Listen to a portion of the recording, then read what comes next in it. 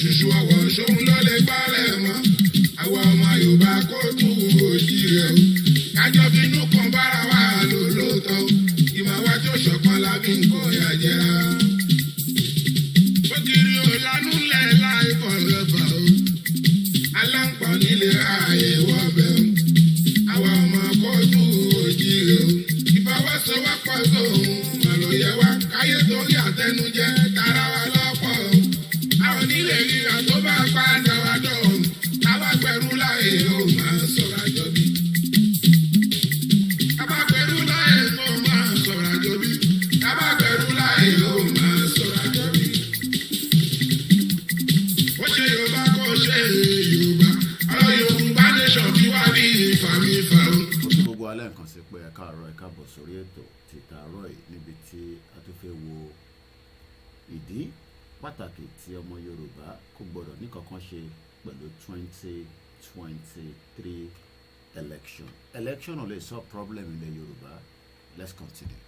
Yorùbá nation ó yẹ kó lè múlẹ̀ ni àwa náà ló máa padà wúlò fún ìṣọ̀kan ọmọ Yorùbá ló fi lè rákùn òun ló lè yọ wá kúrò lóko àwọn ẹrú gbogbo ẹrú àwọn ilé amúnisìn fún ní lóko ọ̀pẹ̀lú.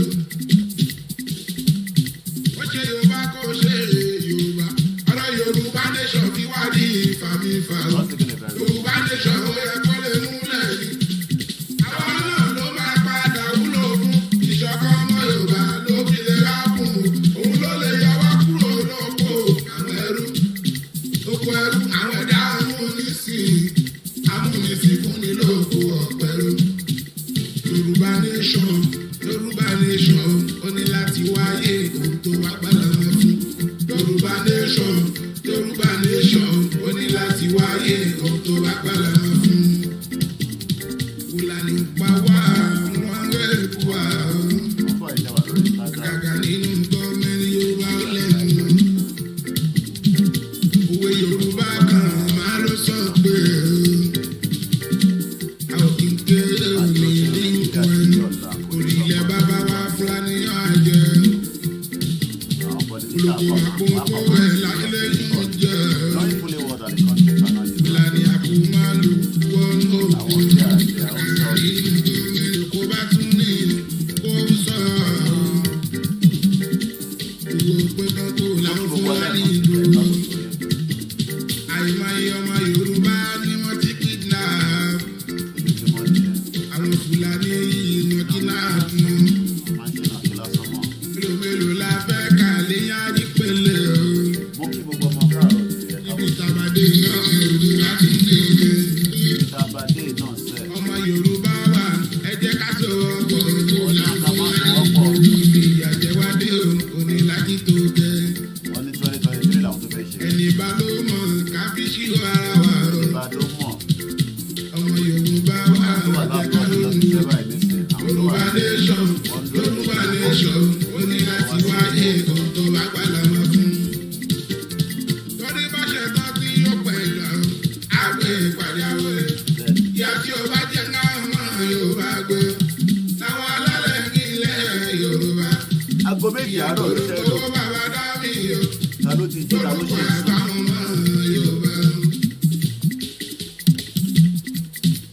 Lórí bá ṣe tán tí ó gbẹ̀dọ̀ àgbẹ̀ ìpàdé àwẹ̀. Ìyá tí ó bá jẹ́ náà mọ́ Yorùbá gbé. Táwọn alálẹ̀ ní ilẹ̀ Yorùbá. Ìyàgbọ́ owó bàbá dá mi o. Olùkọ́ àbáwọn mọ́ Yorùbá. Wọ́n dé ìgboro owó bàbá dá mi o. Ó tilẹ̀kùn mọ́ ní tọ́kùn para ẹ̀ lẹ́rù. Arókùn má ti di akọni lójú o. Ó kí gbogbo ẹ̀yin tẹ́tí Wọ́n wọlé dé ìgboro owó bàbá dá mi o. Ó tilẹ̀kùn mọ́ ní tọ́kùn para ẹ̀ lẹ́rù. Arókùn má ti di akọni lójú ogun. Ọmọ Adéyẹmọ Sunday Igboho. Ẹni èkó ẹni bí èèmọ. Ìyàgbá tó ní ètò mara ẹ̀ lẹ́rù o. Ẹrù jẹjẹ ní gbogbo ẹlẹ́dílẹ̀ o. Ọjà olójì kan tó kí n jẹ. Ẹni wá bí ẹ̀rí dá èyí tó ń wá. Ọmọ Adéyẹmọ Sunday Igboho. Ẹni èkó ẹni bí èèmọ.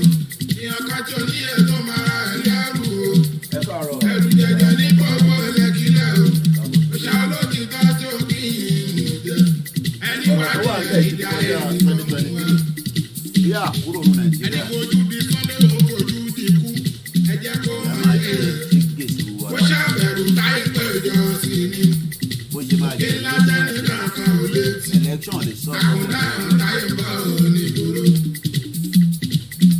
arókùn dáadé ní sọ́lé kò yóò kí wọ́n òkun ti di ó bó ṣe forí sọ àpáta ńlá wà ní fíyàn ló ní wèrè kò lè ní tó kòrò ní tó gbowó láyé. fíyàn lè dúlé wájú ìgboro tó bá fojú ká kòrò kí á ló máa lọ. lẹ́mí pé kò sí pé ẹ wo screen. arókùn dáadé ní sọ́lé kò yóò kí wọ́n òkun ti di ó bó ṣe forí sọ àpáta ńlá wà ní fíyàn ló ní wèrè kò lè ní tó kòrò fíyàn lè dúlé wájú ìgboro tó bá fojú ká kòrò kí á ló máa lọ. ajé bó ṣe ń ṣe Sunday kò alọ́balọ́ àbọ́lá àti bọ̀dọ̀dọ̀ àwa ọmọ kárọ̀ jíire o ìfọwọ́sowọ́pọ̀ sóhun. mo kí gbogbo ọlẹ́ẹ̀kan sí pé ẹ̀ka rẹ̀ káàbọ̀ gbogbo sórí àwọn tó ń gbẹ́ ìbẹ̀wò jẹ́ wọ́n máa lé látà ọmọ Yorùbá ẹ̀kọ́ tí ní òun máa padà lẹ́yìn o. láti ṣe program tán àlọ́ ẹ̀ dáadáa wá ṣe bá kẹ́kọ̀ọ́ ajé báyìí. bó ṣe ń ṣe Sunday kò ẹni ò mọ̀ alọ́balọ́ àbọ́lá àti bọ̀dọ̀dọ̀ bẹ́ẹ̀ àbọ̀ láti pọ̀ àwa lọ́wọ́. ọmọ kárọ̀ jíire o ìfọwọ́sowọ́pọ̀ sóhun àlọ́yẹ wa gbogbo àwọn tó ń gbẹ́ ìbẹ̀wò jẹ́ ọmọ adé ọmọ wọ́n tẹ̀síwá ní Canada wọ́n ní ẹ̀sùn sun flag pé torí wọn lọ kó ọmọ àlè Yorùbá.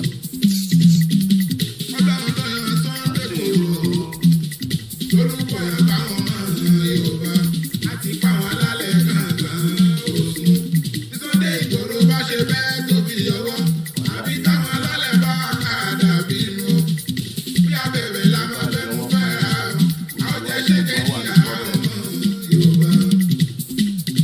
Ọlọ́run ló yàn Sunday owó bàbá dànù lórúkọ yàrá ọmọ Yorùbá lórúkọ yàrá ọmọ Yorùbá lórúkọ yàrá ọmọ Yorùbá lórúkọ yàrá ọmọ Yorùbá ó ṣe jẹ́lẹ̀ ẹ̀kọ́ ní ẹ̀mí sábọ̀ ọ̀pọ̀lọpọ̀ ọmọ ìlàjà ní ilé tó. aago méjì àárọ̀ tẹ́lẹ̀ Sunday láti London lórúkọ yàrá ọmọ Yorùbá aláfíà ní ọkọ̀ family wa àtàwọn ọmọ wọ́n Yorùbá ti rẹ̀ ní school lọ́wọ́ báyìí. ìfọwọ́sowọ́pọ̀ ìwà kíkó tó ń kó Yorùbá ní lè jọ àwọn ọmọ ìwà pàtó gbogbo ìlọ́ba lọ́ba ìyá wà ẹ̀tọ́ yìí ọlọ́mọ ẹ̀ mọ̀ sùn ẹ dákun ẹ sọ ọ̀pọ̀ tí ìgbòho bí Sunday yọ ọlọ́pẹ́ ẹ ṣàánú ká support wà ká support ara wa Yorùbá nation yẹn ti gbogbo wa náà ni gbogbo wa kúkú náà ni. epo òkè bí èkó ọmọ gbogbo wa òkè tí àwọn ọmọ káàárọ̀ jíire ẹyẹ òkè bí ìwọ ẹyẹ lẹ́yẹ ti lè gé yájẹ wálé Oòduà kì í ìyá bí jẹ́ gan. kí kéèsì wa lára. Tina Fúlàní pọ̀ wọn débi gòkè ìyá o. Ẹ jẹ́ ká sowọ́pọ̀ o ká jíjọ jíjà ń pa. wọ́n ọ̀bẹ yẹn ká so wọ́n pọ̀ náà. Ẹ jẹ́ ká sowọ́pọ̀ o ká jíjọ jà fẹ́tọ̀ wa. Ọlọ́run bá lè fún àṣẹ tí òun bá ní àwọn ọmọ ṣe. ní pé abẹ́tà bá Bá ṣe mi jẹ́ wáyé ọmọlúwa o tí bọ́ ló pẹ̀lú ni. bá ṣe jẹ́ big country yẹn. Ọmọ Oòduà lápapọ̀ o ẹ jẹ́ ká ronú o. lẹ́yìn ká tètè sá kúrò ní nàìjíríà Ọlọ́run ló yàn Sunday ó bá bá dẹ́mi lórúkọ yàrá ọmọ Yorùbá. Orúkọ yàrá ọmọ Yorùbá o. Orúkọ yàrá ọmọ Yorùbá. bọ̀ǹdù fún gbogbo ẹni tó bá ṣe ní Orúkọ yàrá ọmọ ìyá ìgbòho. ìbà fọlọ́ tó ní mi bẹ́ẹ̀ ni ìbà fún gbogbo àwọn àgbàlagbà.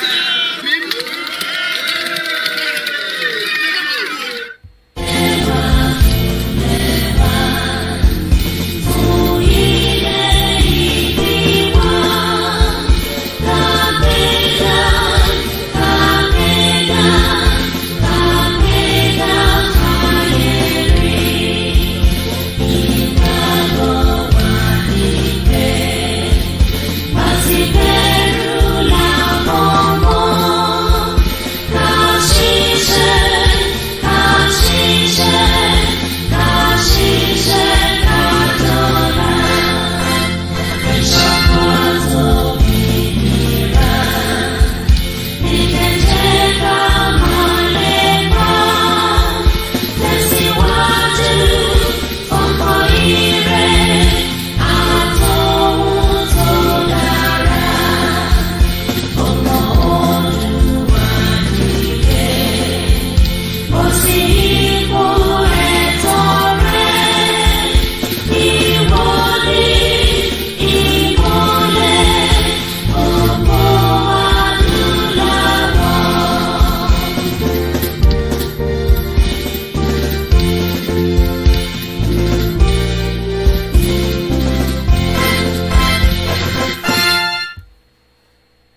kí ogun akọ ẹ káàárọ̀ níbikíbi tí a bá wà.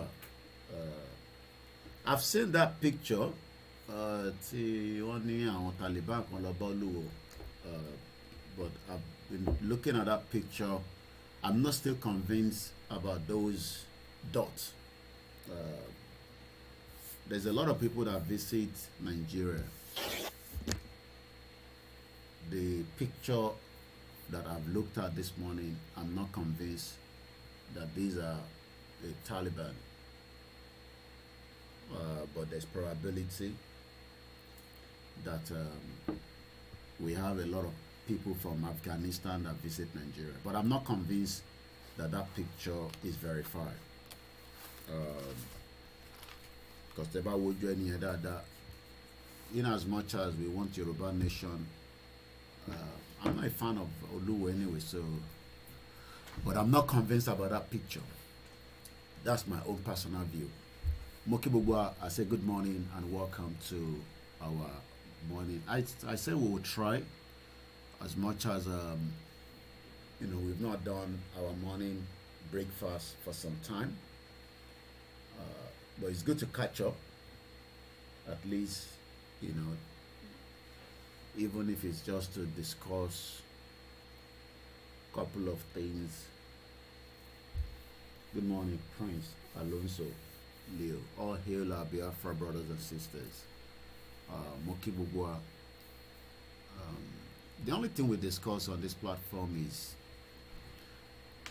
to encourage us and prepare our mind. A lot of people don't want to leave Nigeria, They are seeing Nigeria as a place that will be fixed. Nigeria can be fixed. So that literally means that let them continue to work towards how they will fix Nigeria. And one of that is 2023 election. 2023 election might fix in Nigeria. And that's what people are working towards. Quite a lot of people are working towards fixing fixing Nigeria. Fixing Nigeria. Nobody has been able to tell us how they want to fix Nigeria. But we've heard and we've listened to so many people.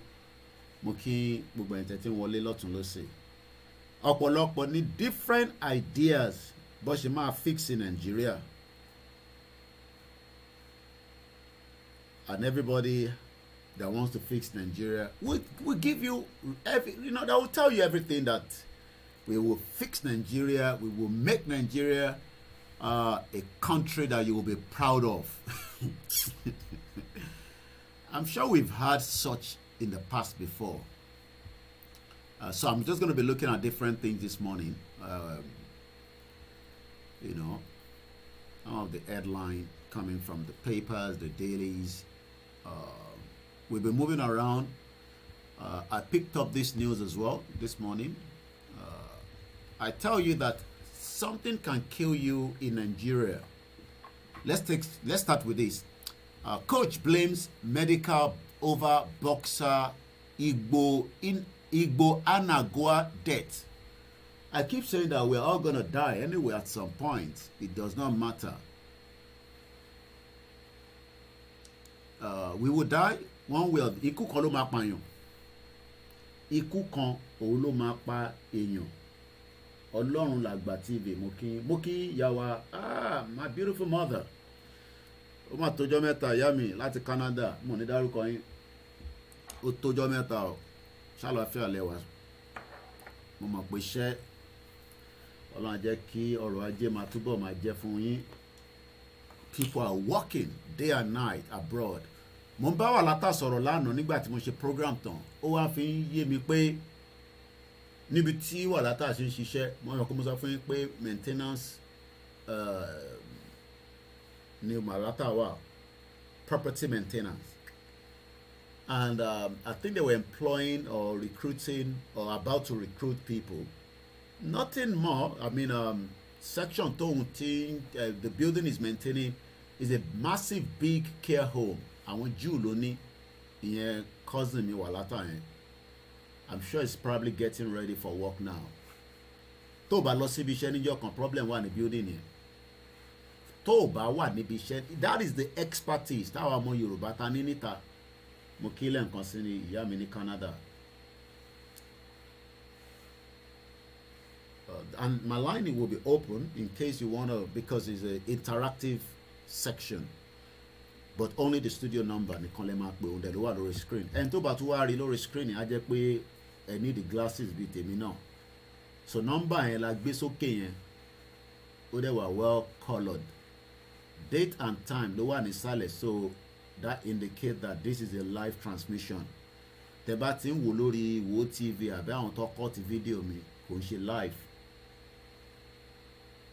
Béèyàn kan bá ń dúró pé Nàìjíríà máa da, má tàn rẹ̀. Mo ti wo interview tí Tinubu ṣe ní BBC. That's the interview. I sọ̀rọ̀ lé lórí briefly òun lélẹ̀. I've listened to it myself and we'll come back to that interview later. Ṣé rí àwa tá a ní ká kúrò nínú Nàìjíríà ká jẹ́ kí Nàìjíríà máa bá tiẹ̀ lọ. Ẹ ṣé gan ni ìyá mi. Thank you so much. Kò ń ṣe pé fún ìdíkan àbí ìdíkejì Nàìjíríà ti tóbi jù láti take care rẹ̀ débi pé ó fẹ́ take care mi. Ẹ jẹ́ ká wo headline yìí. So kí ni mo fẹ́ sọ lọ lórí tiwa látà ní ó wá ń sọ fún mi lánàá pé ó ní ibi iṣẹ́ àwọn fẹ́ gba àwọn èèyàn. Kò ń ṣe anything big job, I mean just the normal job tá à ń ṣe labroad náà ni ká ṣe care ká tọ́jú àwọn àgbàlagbà. The same thing náà a lè ṣe nílé. Ṣẹ̀rẹ́ àwọn ìyá wa, àwọn àǹtí wa, àwọn ń kó wa, èmi ò ṣe care nílùú ìbọn, mo ṣe other jobs, odd jobs là ń pè nílùú yìí, odd. Tó bá sọ pé nǹkan odd job, tí bá ń wáṣẹ́ láàárọ̀ yìí nísìn, èmi máa ń sọ fún yín pé kitchen porter lèmi máa sáré wá, nítorí pé iṣẹ́ tí mo mọ̀ pé wọ́n ní béèrè wàhálà, kò ní béèrè experience, but ó máa mówó wọlé lé every month. And you can make at least almost £13.40 an hour. Pẹ̀lú iṣẹ́ takuntakun ni o. Ìgbà míì ó lè jẹ́ £11 depending on company tó bá ríṣẹ́ yẹn. Or kí n máa wáṣẹ́ waiter, àwọn iṣẹ́ tí mo mọ̀ pé mo ò nídìí láti ní experience kan lọ títí. Ṣé rí gbogbo àwọn tó máa ń náwọn wá experience job? Ìyẹn ló máa ṣe ń lọ sí orí òkè láti lọ gbàdúrà. Irú èmi nísìnyí mo ní láti stress ara mi. Mo lè lọ apply fún iṣẹ́ Uber. Ìyẹn máa ń pẹ́. But tí bá ní mò ń wáṣẹ́ kitchen porter nísìnyí, tí bá ti mo ní CV mi ó ti wà. Ẹ jẹ́ à ń lọ sí read. Àwọn company tó máa ń fúnyàn níṣẹ́ nìyẹn. Gbogbo ohun tí à ń sọ pé ó ń bọ̀ nílẹ̀ Yorùbá tá bá dá dúró tán. Ẹ jẹ́ à ń lọ sí read.co.uk. So bí ṣe wà báyìí nísìn, mo ti ń wáṣẹ́ báyìí nìyẹn láàárọ̀ yìí. Èmi Ọláyọmí Kóìkì. Tẹ́ bá ti sọ fún mi pé ìwọ Nàìjíríà ló fẹ́ kú sí. Àwa kọ̀ máa lọ máa ṣiṣẹ́ kitchen porter wa, kò likely pa máa wá Nàìjíríà. But a máa travel around the world. Kò sílùú tí mo lè dé, mo lè lọ kí àwọn ìyá mi ní Canada, wọ́n lè ra ticket fún mi àbí kémi náà lọ ṣiṣẹ́ fúnra mi. But ọ̀pọ̀lọpọ̀ ń dúró de Tinubu láti wá fix Nàìjíríà. Ọ̀pọ̀lọpọ̀ ń dúró de Àtíkù láti wá fix Nàìjíríà. Ọ̀pọ̀lọpọ̀ ń dúró de Peter Obi, a mọ̀ pé Sowore ẹ̀ ní dìbò fún Sowore náà anyway.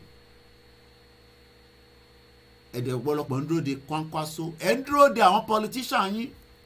Mo rí ọmọ Abíọ́lá náà, ẹ̀rọ orí ẹ̀ borí Ṣẹ̀gẹ̀dẹ̀, òun náà fẹ́ contest fún election, fẹ́ jẹ president Nàìjíríà. Gbogbo àwọn eléyìí sìn proxies ni wọ́n. Proxies, ta ló mọ̀ tán pè ní proxies? Ẹ jẹ́ ká lọ wo meaning ẹ̀ láàárọ̀ yìí. Ẹ̀wọ̀n ká máa ń kọ́ a lot of things lórí platform tiwa. Mo máa sọ fún mi pé kẹ́ ní pen and paper. Wọ́n pè kíní kan ní proxy. Proxy. Proxy. The authority to represent someone else. So ẹni tó bá rí Kọ́lá Abíọ́lá láàárọ̀ yìí nísìn pé òun náà contest fún election, proxy ni. Ó ń ṣiṣẹ́ fún èèyàn kan, ó lè máa ṣiṣẹ́ fún Àtíkù, ó lè máa ṣiṣẹ́ fún Tinubu, ó lè máa ṣiṣẹ́ fún Kwankwaso. Nigeria cannot be fixed. They are area jokers. People are waiting anxiously for Yoruba nation. A co-distribution share electricity bills for October ranging from 75,000 ìbọ̀lọ́ ti fẹ́ rí 75,000. Wọ́n ò ní rí ọ̀rìn náà fún wọn. Ẹ ṣe jàre bàbá wa. Why? Kí ló ń pa ẹ̀gbọ́n mi lẹ́rìn? Target search global Nigeria. ẹ̀gbọ́n ẹ̀ ti ṣe wàhálà dáadáa. He's still doing a lot of training. Ìmí ò ń ṣe fún wọn lọ́fẹ̀ẹ́. Gbogbo in tó gbé lọ sí Nàìjíríà pátá láti bí ọdún 5 pé ẹ tẹ̀ jẹ́ ká train àwọn ọlọ́pàá, ká train wọn to the standard, ká ṣe security. If not, kàkà bẹ́ẹ̀ àwọn politician yìí wà lábroad nísìn. Àwọn òyìnbó ló ń bá sọ̀rọ̀. Àwọn wèrè, tẹ bá ń gbọ́ wèrè politician, mò ń bọ̀ lọ́dọ̀ Tinubu níbí báyìí later. Ó ní another one kan tí mo rí, òkè jẹ́ lọ sórí page ẹ̀. Ó lọ bá ọkùnrin lẹni tó wà níbẹ̀ nísìn àbí ọkùnrin lẹni tó wà ní African Development kìíní kan. Òyìnbó fẹ́fẹ́, Tinubu ti lọ ṣẹ́kì òyìnbó, kábẹ́ẹ̀tì jagaba. Àwọn wèrè, àwọn tó máa lù wá pa òun ló tún lọ ń báyìí. Britain tó lu bàbá Awólọ́wọ̀ pa, tó bá ní ẹni tó lu bàbá Awólọ́wọ̀ pa tí kò jẹ́ kí bàbá ẹ̀ rí nǹkan ṣe, Britain wà lára ẹ̀. Òun náà ni Tinubu tún lọ báyìí nísìn. Ẹ̀rí tó ti ń ṣèkọ̀ ọwọ́, ẹ̀yà ṣèkọ̀ ọwọ́ mi ẹ̀rí. Ọ̀ni tó lọ báyìí náà ń pè ní Africa and Foreign Commonwealth. Ẹ mọ̀ pé Vicky Ford ni mo sọ pé ó wà ń bẹ̀ tẹ́lẹ̀, ìyẹn obìnrin kan ti máa ń ka lẹ́tẹ̀, ọkùnrin ló wà ń bẹ̀ nísìn. Ẹ mọ̀ pé tí cabinet bá ti change. So táwọn ọmọ Nàìjíríà bá ti rí àti Facebook bá jẹ́ kẹ́ enjoy ìyá mi princess, ẹ lọ sórí YouTube now. Dìyín mọ́ Facebook, ẹ má má stress ara, ẹ lọ sórí YouTube àbí kẹ́ lọ sórí Instagram àbí Twitter. Ìyẹn la ṣe ní different platform. Ẹ ní láti jókòó sórí Facebook now, nígbà tó ní kíyàn jókòó síbẹ̀. Ẹ lọ sórí YouTube, Koikimedia, mo wà live lórí YouTube. Béèyàn bá ti Mr. Koiki is working for Atiku. Àní èmi mọ̀ pé Kọ́lá Abíọ́lá, ìyẹn ọmọ bàbá wa late Chief MKO Abíọ́lá, is a proxy. Òun náà ṣe àwọn kò ní owó ẹ̀kọ́ ló ná. Ẹ̀rọ orí ẹ̀ borí tó fi ń fagbọ̀n yìí. À ń bọ̀ lọ́dọ̀ ẹ̀. Ẹja padà sọ́dọ̀ Tinubu. Òyìnbó pẹ́pẹ́ lúkúlúkú pẹ́pẹ́ tó bá dé London bá mi kí ìyá mi ẹlẹ́kọ̀ọ́. Ó mà ṣe o. Ọlọ́run ló ní kírú àwa náà wá sí ìlú òyìnbó. Ṣé mọ̀ pé tẹ́lẹ̀ èèyàn máa ń rò pé àwọn òyìnbó yìí èèyàn wà lára wọn. Nísìn la ṣe mọ̀ pé igi tó ń da wọ́rọ́kọ́ àbí ṣé Yorùbá mi yẹn daṣá. Bàbá rẹ̀ ni bó fàá dá sí ojú òpó yẹn wà ní ṣíṣí. Òyìnbó pẹ́pẹ́ lúkúlúkú pẹ́pẹ́. Tinubu Jagaban ó ti lọ ṣe meeting pẹ̀lú wọn. Ṣe rí gbogbo àwọn tó jókòó yìí nísìn, bàbá criminal ni gbogbo wọn bọ́ ṣe wà yẹn. Tó bá ní criminal bọ̀ ọ̀pọ̀lọpọ̀ ọmọ Nàìjíríà nísìn, ṣe rí Fáyẹmí bó ṣe wà mẹ́ẹ̀ oníkùn jẹ̀ǹgbẹ̀jẹ̀ǹgbẹ̀. Òun bóun ṣe wà bẹ́ẹ̀ nísìn, àdúrà pé kí Tinubu wọlé kó tún fòun jẹ minister. Ó lè fi jẹ minister for kí ló lè fi jẹ èwo kí ni Fáyẹmí, what was he doing before? Gbogbo ẹ̀yin tẹ́ ń pín picture Taliban pẹ̀lú olówó, ẹ má wọrí ara yín. I'm not convinced about that picture that much, but notwithstanding, because àwa ọmọ Yorùbá tá a bá ti rí nǹkan dìmú báyìí pẹ́ tíyàn kan dẹ̀ ti ṣe ọ́díò lé lórí, a máa pín ní pín. And there are so many other things tó yẹ ká bá pín àní pín yẹn. Ẹni bá wo picture yìí nísìn, ìyẹn rò pé àwọn èèyàn tán síbẹ̀.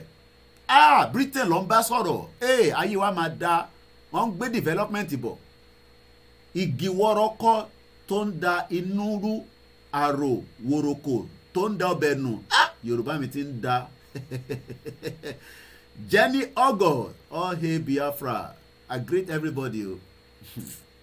When you see people like this, when they sit down like, you go think say they be men. All they are doing is for their own selfish interest. Mazi Nnamdi Kanu is in the DSS dungeon for over 1 year because he's fighting for his people. But the people that he's fighting for refuse to fight for him for 5 days in order for him to be released. And yet, they're already complaining. They say the Biafra say, how can we sit down at home? I have that. You must sit down at home. How can we sit down at home? Why are we going to sit down at home? You are all mad.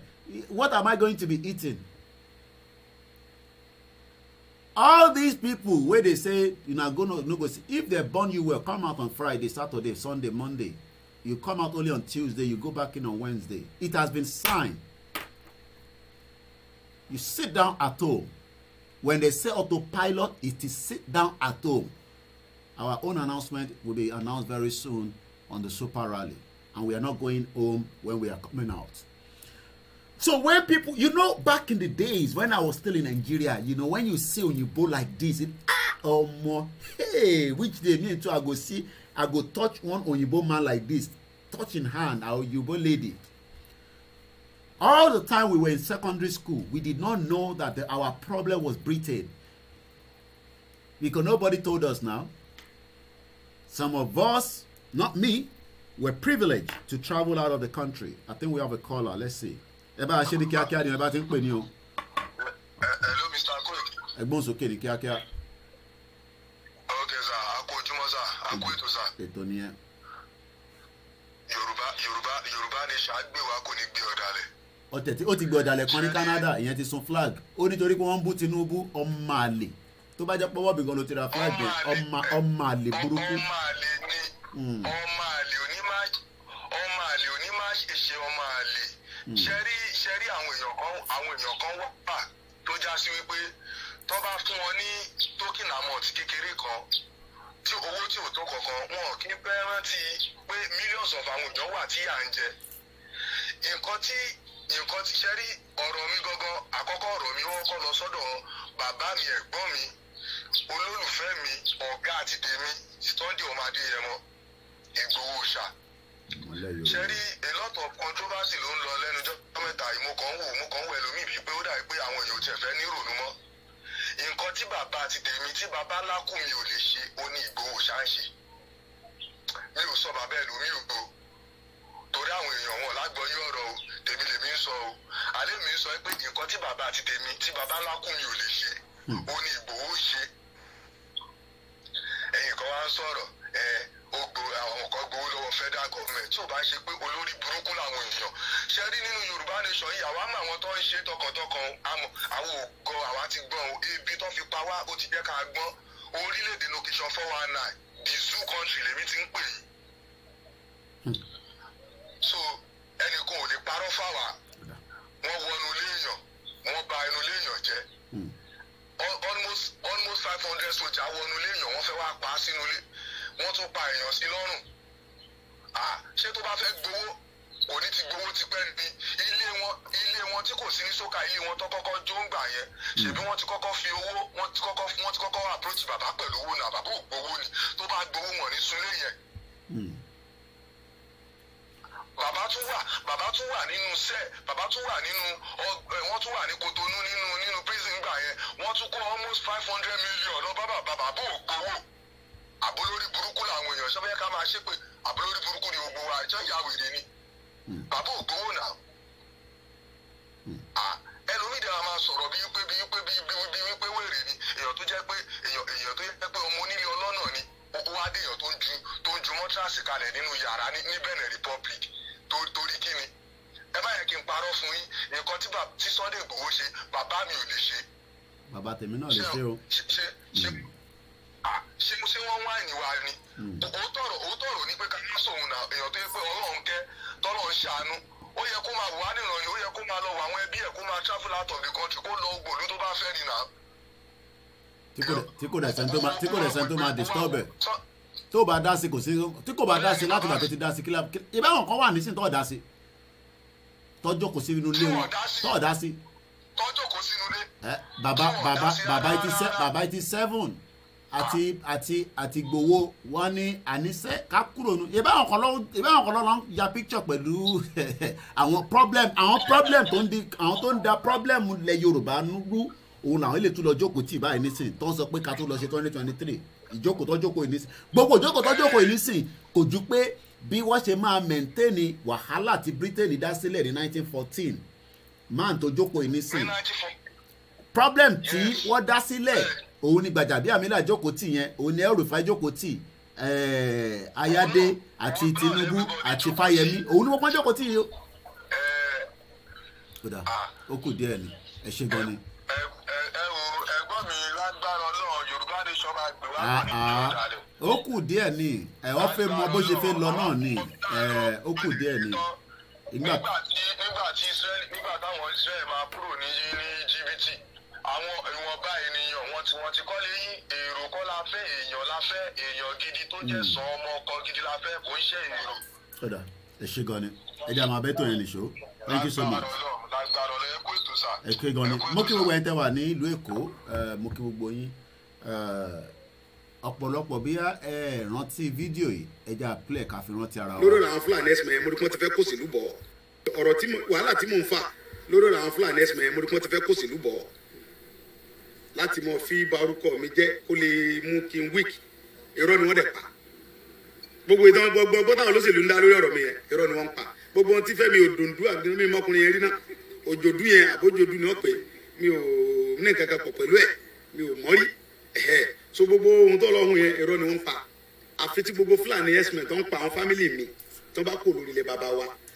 àwọn nǹkan táwọn èèyàn náà máa fẹ́ lélẹ̀ pé kí bàbá tẹ̀yé máa sọ òyìnbó mọ́ kọ́ máa lọ ṣe translation ẹ̀ ẹ rí i pé wọ́n ṣe translation ẹ̀ nísàlẹ̀ this was on channels so channels mọ̀ pé ṣèbí Yorùbá ló ń sọ ó ti di dandan pé káwọn láti translate ní tí bàbá ń sọ ìtẹ́ à ń sọ fún èèyàn ọmọ Yorùbá ní ẹ̀ pé tá a bá ti gbàlú wa èèyàn kan ní àgbáyé leader kan lágbàáyé tí kò jẹ́ pé English ni wọ́n ń sọ ẹ lè expect ẹ̀ kó máa sọ English ọ̀pọ̀lọpọ̀ àwọn èèyàn máa ń pè mí pé Koiki máa sọ fún bàbá pé kó ń ṣe dandan ni kó sọ òyìnbó kankan àfi gbọ́n ìbò lẹ́nu ẹ̀ Yorùbá ni kó máa bá wa sọ ẹni tó bá fẹ́ translate ẹ̀ kó lọ translate ẹ̀ sédè mí mo kí ń ya mi evangelist Fúnkẹ́ Ìgè mo kí bàbá wa Chief Sunday Dr. Adéyẹmọ Ìgbòho ṣá mo kí bàbá wa Débánjí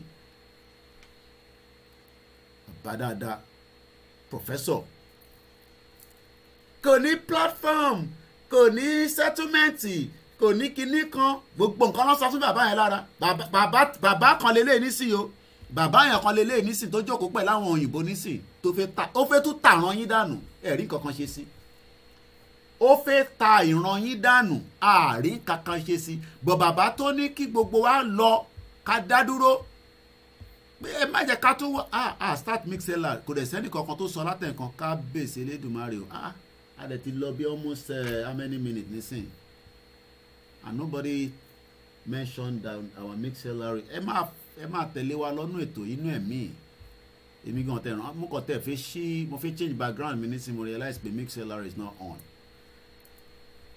and nobody actually made any aláti láwọn nǹkan tó yẹ pé iṣẹ́ tí ní pé tí bá ti go live ẹ gbọ́dọ̀ lọ sí gbogbo platform and make sure pé ó ti wà on gbogbo àjọ ṣiṣẹ́ yìí ni o because ẹlòmíì nísìn orí ibẹ̀ nìkan ló ti ń gbọ́ wa láti fi save data and I've actually turned it on and I'm not sure my team are already awake ẹ̀wọ̀n pé mi mo lè sùn ṣúkúṣúkú kí n tútù jí tí bá dẹ̀ ṣe tán màá tún lọ sùn padà kò kú sí ibi kankan tí mo sì kàn ní mò ń ṣe iṣẹ́ tẹ gbélé mi lọ́wọ́ náà lélẹ̀ ìyẹn la ṣe sọ pé kẹ́ support wa dáadáa.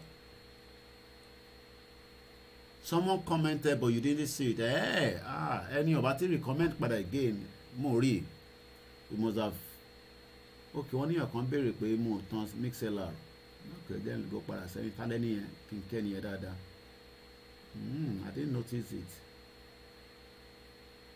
I must have mixed that or I must have mixed it. All right, we are back on anyway and all the platforms are on. So kí ni mo fẹ́ fààyàn ni pé ṣe rí picture tẹ́ ń wò yìí it is the agenda of the British. Àwọn máa sọ fún yín pé kẹ́ lọ dìbò náà ni Britain is not going to tell you that we should dissolve Nigeria. But in the letter that was sent to us through one of our, let me put that letter up and read it again for us. Ẹ rántí letter yẹn àbí gbogbo wa ti gbàgbé. How many people remember that letter that we received from the same office but it's a different person ló wà ń bẹ̀ nísìn obìnrin ló wà ń bẹ̀ tẹ́lẹ̀ Vicky Ford ló wà ń bẹ̀ tẹ́lẹ̀ but àti ní ọkùnrin nísìn. So let me put that letter up again. It's just to remind us, nothing more than that. If you pull letter in again. Letter okay, British letter. Okay, so now all right, only cover ojú tèmi because mo fẹ́ kẹ́ máa wo ojú àwọn tí wọ́n wà níbẹ̀ yẹn. So I'm going to move this letter. You probably won't see my own face, but that's fine. let me remove the border tí ó wà níbẹ̀. Mo fẹ́ ká máa wo lẹ́tà tí mo fẹ́ kà yìí. So if anybody is thinking that the British government will tell us break Nigeria, no, they are telling you to go and vote. Ẹ jẹ́ ká yọ border ìkúrò.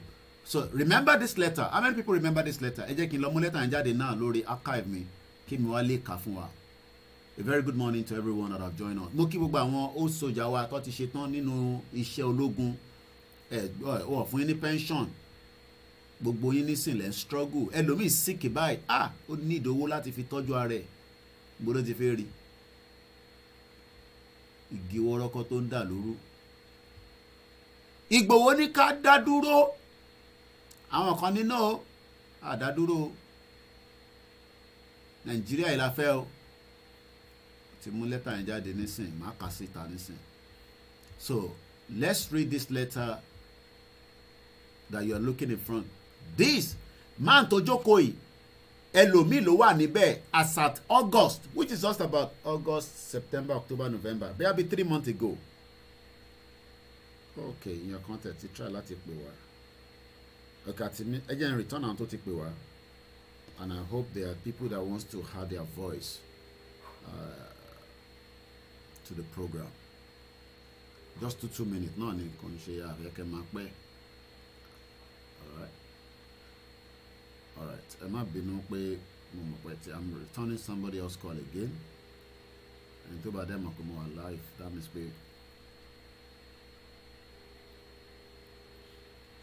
Ṣẹ̀fẹ̀ dá sétò ni.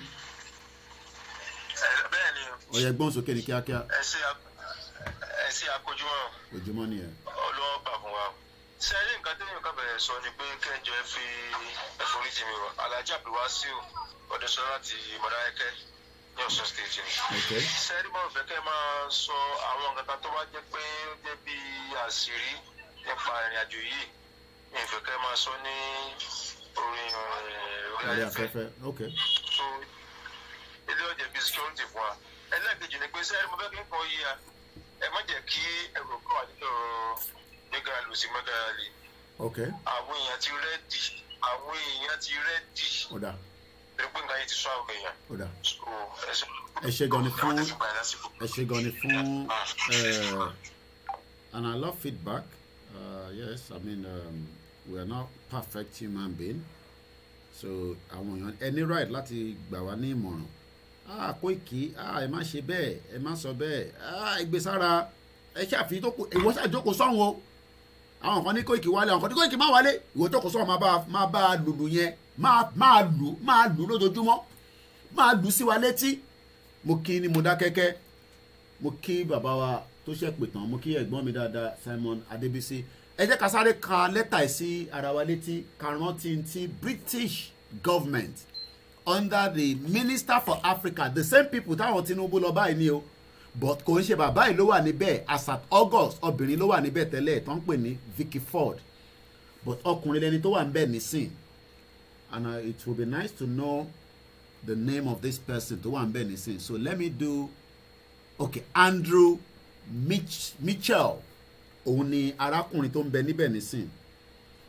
Mo ti déètì èní ní 7th December 2022 as we're starting our break. Gbogbo tí mò ń ṣe òun ló máa jẹ́ mẹ́múà mi lọ́jọ́ iwájú tá a máa fi ṣe ìwé tá a máa kọ ọ̀ táwọn ọmọ náà máa rí pé àṣédì tá a ṣe ń rí bàbá ẹ̀ léraléra nìyẹn. Ó tútù sá lọ sínú studio. So breakfast.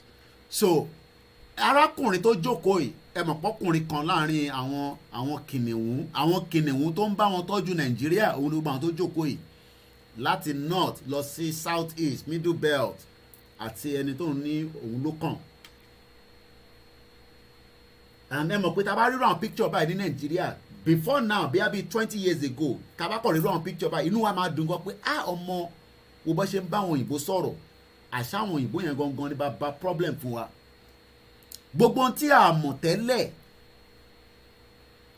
for 62 years àti dissected for a lot of you. Now everybody to understand pé tàbá ti rí àwọn òyìnbó báyìí pẹ̀lú àwọn èèyàn wa tó jẹ́ politician, let's run away. mo ti rí article yẹn Sultan of Sokoto said yesterday that 2023 election will not break Nigeria. mo ti rí I come across that article myself. ó dà pé wà lórí Punch. We'll touch on that. So now mo fẹ́ sáré ka lẹ́tà yẹn síta fún wa. Ìyẹn tí ẹni tó wà ń bẹ̀ tẹ́lẹ̀ respond tó fún yàn kan nígbà tí wọ́n béèrè lórí Yorùbá Nation. Vicky Ford, MP, Minister for Africa and Latin America and the Caribbean, Foreign and Commonwealth Development Office. Mo kí ìyàwó mo dúpẹ́ lọ́wọ́. Like I said, I'm not too very sure about that picture. Picture yẹn pẹ̀lú ẹni tán picture pẹ̀lú yẹn, I'm not very convinced, but does not mean that I'm Afghanistan ò lọ sí Nigeria because Buhari fún ààrẹ gan fún wọn ní $1 million anyway. So nothing is new when it comes to relationship between Nigeria and Afghanistan. But the picture pẹ̀lú ẹni tán pin ẹ̀ pẹ̀lú òkè yẹn, I am not too sure, that picture, is not correlating to me very well. Thank you for your correspondent of 27th of July. On behalf of your constituent, about Yoruba independence, I am replying as the minister. So ẹni tó reply, òun ló reply as the Minister for Africa, Latin America and the Caribbean. Good morning, Mishap Lagbaja. Mukiyawa Rukaya Tomomi. The stage everything that happens inside Chatham House. Now come Tinubu did not answer any question. Oh, that is all Lori BBC word. We'll pick a bit of that later on if we have the time. But our focus point is when you see this kind of gathering. This is how Buhari also had that gathering in 2015. Only God knows so many things that has now happened because Buhari fún ara ẹ̀ gan àmọ́rú machine tó wà lára ẹ̀ that he has become more stronger than a lot of our own fathers. Àmọ́rú nǹkan tí Britain gbé sínú ara Buhari tí Buhari fi wá dẹni tó strong dáadáa ju bó ṣe kódà ó strong ju bó ṣe wà ní ìgbà tó wà ní 1983 lọ. Kò sílùú tí kò lè lọ bó ṣe wà yẹn. Tó bá sọ pé wọ́n ṣe event kan ní South Korea ó ń lọ nìyẹn. Kò sí pé bí kan jì fún Buhari. He travels around the world, dead or alive. Only God knows in ti Britain ìgbésí lára. Mo kí n bẹ̀ bàbá wa bíbí rẹ̀. Àyànfẹ́ Great TV, mo kí n yẹ káàárọ̀. As I say all the time, we must not miss this opportunity. Mo kí gbogbo ẹ̀yin tẹ́ ti jí sí gbogbo ilẹ̀ Yorùbá. Ẹlòmíì jí bá inú ìbànújẹ́ ló jí sí kò sóúnjẹ kò sí kankan. Kò ṣe pé a lè produce oúnjẹ àmọ́ mechanism tá a fẹ́ fi produce oúnjẹ náà dà kò sí bẹ́ẹ̀. Mo rí ẹ̀ ń bẹ̀ wà látà káàárọ̀. Mo sọ̀rọ̀ wà látà lẹ́ǹkan pé àwọn tó wá apply sí ibi iṣẹ́ níbi tí wà látà ti ń ṣiṣẹ́ ó ní wọ́n tó 40 gbogbo wọn Yorùbá ní gbogbo wọn. Àtẹn tó jápa àtẹn tó ti wà nulẹ̀ àṣà ṣiṣẹ́ níbi tá à ń gbé because nothing is free. Especially àwọn tó bá tẹ̀ ní access to public recourse bí irú àwọn báyìí nísìn. So I don't think a lot of you understand that doing this day and night without access to public kó tó bá yẹ kí mo ní access to public recourse nísìn màá ní mò ń gbowó bàbá ó wà nínú ìwé tó fẹ́ mi pé mo ò ní access to public recourse so that means pé mo gbọ́dọ̀ tọ́jú ìyàwó mo gbọ́dọ̀ tọ́jú ọmọ mo dẹ̀ gbọ́dọ̀ tọ́jú ara mi. So kíyàn kan máa sọ pé ọ̀ ní ìdíwọ́ lórí platform tiwọn nìyẹn kò ń ṣe platform ti tọ̀dọ̀ tiwa ó dà pé àwọn kan tẹ̀ fún mi lówó lánàá pé àwọn mo rí bí £83 kan lórí cash app mi àrí náírà àrí paypal èyí tẹ̀ ń fún àdúpẹ́ fún yín àwọn òṣàkọ níbí báyìí ìmọ̀ àjókòó sí tèmi bá gbowó lọ́wọ́ yín ṣọ́wọ́ Tinubu ni kí n ti lọ ṣé kèmi náà lọ máa gbowó lọ́wọ́ Tinubu ni àbí kí n lọ máa wá Gbàjàbíàmílà àbí Sanwó-Olú àbí El-Rufai àbí Gànjúdé kí n lọ máa wá àwọn politician tó máa fún mi lówó. So that's why I keep talking about money. ẹni tó bá dẹ̀ sọ pé àní ìdòwó ṣé tó bá pa internet mi nísìn ṣé pépà ni máa fi san àbí máa sọ fún internet service provider mi pé ẹ má bínú àwọn Yorùbá nation ni mò ń ṣiṣẹ́ fún lọ́fẹ̀ẹ́ o so mo ní ìdòwó. Let's continue. gbogbo ẹni tẹ̀lé fún wa náà àdúpẹ́ lọ́wọ́ yín bàbá rí náírà fine bàbá rí pound sterling fine bàbá rí dọ́là gbogbo ẹ̀ náà ni. Operation media is very very expensive. Ní ìdèwọ́ lórí platform kí n gbọ́wọ́ lórí platform tiwa but gbogbo wọn náà ní bó ṣe ń fún wọn lówó lẹ́yìn but kì í gbowó but a máa ń gba àkáǹtì wọn lẹ́yìn tó máa send owó sí wọn tó máa sọ thank you but lórí live show wa náà wọn kì í gbowó àwọn ìṣe Yorùbá nation láti fi gbowó ẹ̀yin nìyẹn èmi ò níṣẹ́ kankan ju Yorùbá nation lọ. Once again a very good morning. Mo fẹ́ jẹ́ ká wo picture yìí ká rí i pé wọ́n tuntun ń ta ìran yín lọ nìyẹn sórí picture tí wọ́n wò yìí ìran ẹ̀ ló ń tà lọ nìyẹn tó bá mọ̀ tí Tinubu bá ṣe tán fún 8 years El-Rufai náà tó wá bá wọn sọ̀rọ̀ in another 8 because El-Rufai bó ṣe wà ní nísìn òun náà láníyàn kó fẹ́ jẹ president bó ṣe jókòó yẹn bí El-Rufai ṣe jókòó yẹn ó sì ní intention pé òun náà máa jẹ president in Nigeria. So that means pé they will keep coming back to these same people. And if you don't know, maybe I should remind you of this video of the Nigerian military chief of staff tó wá sí London. Bó ṣe ń wá nìyẹn, ibẹ̀ ló ti ń gba direction, ibẹ̀ ló ti ń gba directives rather, not direction, directives ni mo fi sọ, má tàbọn. So tá bá sọ fún gbogbo ẹ̀yin tẹ́ wà nílé pé tó bá ríru picture yìí má jẹ́ kó jẹ́ nǹkan kan fún ẹ tí nǹkan tó jẹ́ bàbàrà níbẹ̀ ju pé wọ́n ti ń ta ìran wa lọ nìyẹn that's táwa bá gbà fún wọn nìyẹn o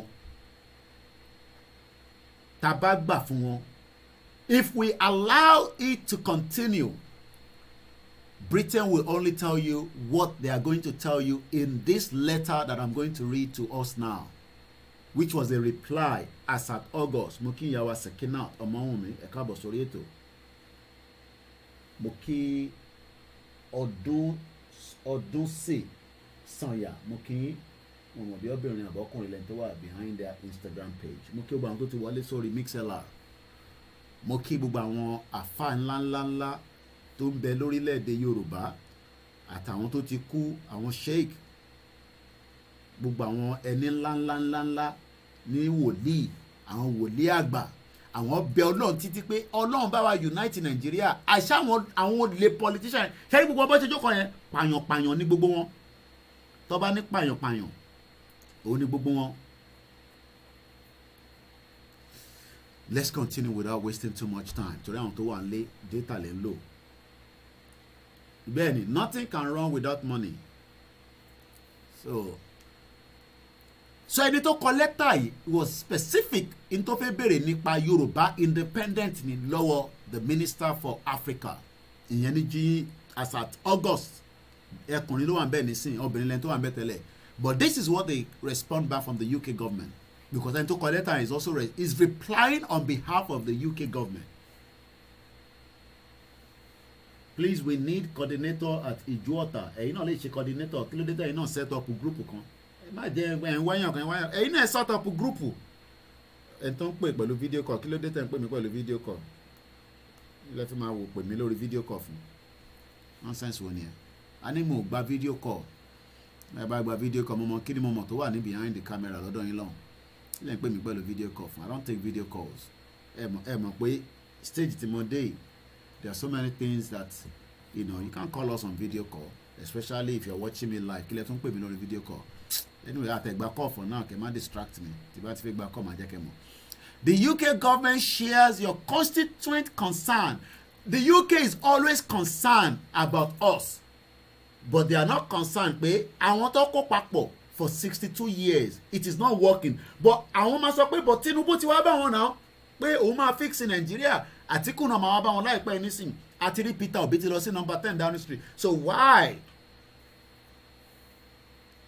kọ́ máa rí sweet face mi o ṣèbí sweet face mi ní gbogbo yín wò lórí live broadcast kí ló tún pè mí lórí WhatsApp video call fún nígbà tẹ́ ń ṣe ìyàwó mi nìkan ló lè pè mí lórí video call ẹni tó bá náà wá group lẹ́gbẹ́ dá ẹ̀yin náà dá group sílẹ̀ èèyàn mẹ́ta méjì ẹ̀ dá group sílẹ̀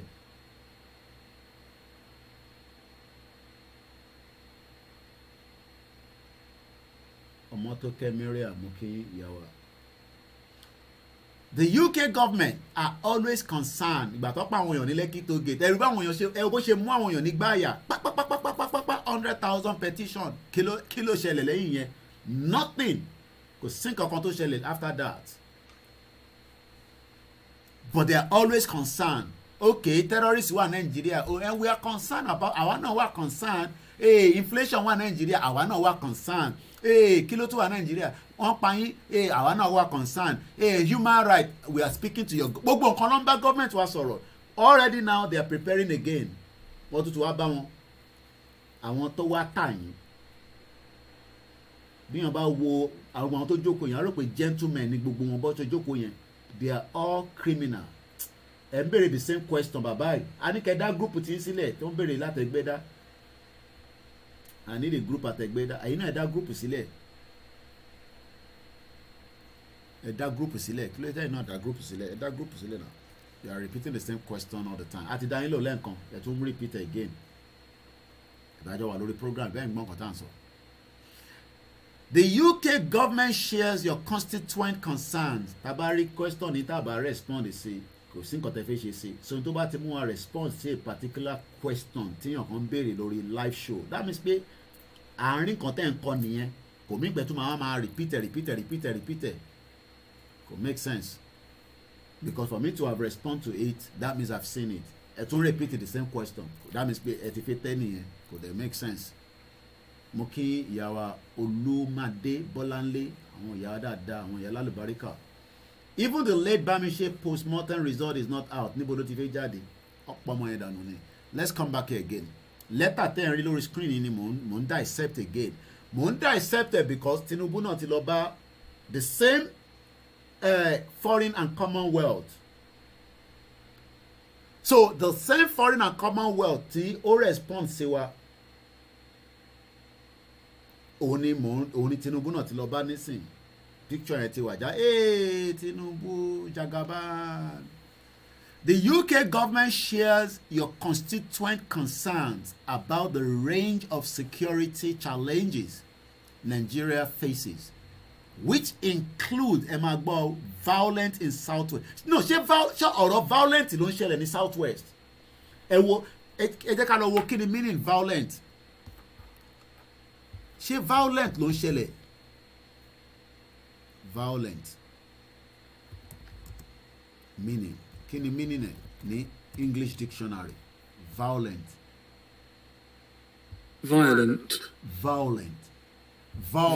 Everybody pronounce it violent. Using of involving physical force intending to hurt, damage or kill someone or something.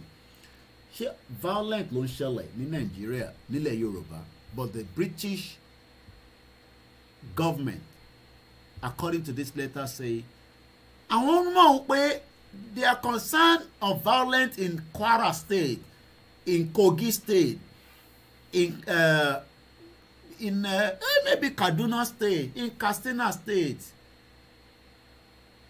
but torí pé arákùnrin tó kọ lẹ́tà sí wọn ọmọ Yorùbá ni, ó wà specific lórí ọ̀rọ̀ Yorùbá nation ló bá wọn kọ lẹ́tà lé lórí, but àwọn náà dẹ̀ sọ pé we are aware of the challenges faced, which include violence in the southwest. But there's a lot of violence going on in the southwest. This is having devastating impact on affected communities. The UK government, the United Kingdom government, condemns all violence against civilians in Nigeria, including that which affect Yoruba community. Ìbéèrè tó yẹ kẹ́ bá mi béèrè lọ́wọ́ British ni pé nígbà tí ẹ mọ̀ pé a lè jẹ́ kankan náà, kí lẹ kó gbogbo wa papọ̀ fún? Tí ẹ mọ̀ pé in the next, even between Scottish and àwọn ọmọ English, tó bá pàdé ara wọn, wọ́n máa ń làgò mọ́ra wọn lórí ni, especially tó bá lọ jọ gbá football àbí tí event kan bá pa wọ́n pọ̀, because wọ́n hate ara wọn ju kí ló dálẹ̀ lọ, ìyẹn àwọn ọmọ Scottish wọ́n burú gan àtàwọn ọmọ English. But in tó ń ṣẹlẹ̀ nílẹ̀ Yorùbá lénìí kò ń ṣe ọ̀rọ̀ violent.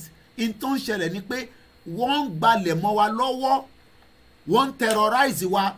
Terrorism ló ń ṣẹlẹ̀ nílẹ̀ Yorùbá, kò kí ń ṣe pé violent pé èmi àti ọ̀gbẹ́ni kan àjọ ń bára wa jà. Terrorism ló ń ṣẹlẹ̀. But nígbà tí irú àwọn má bínú ẹjẹ́ ń dá padà sójú àwọn jaga olè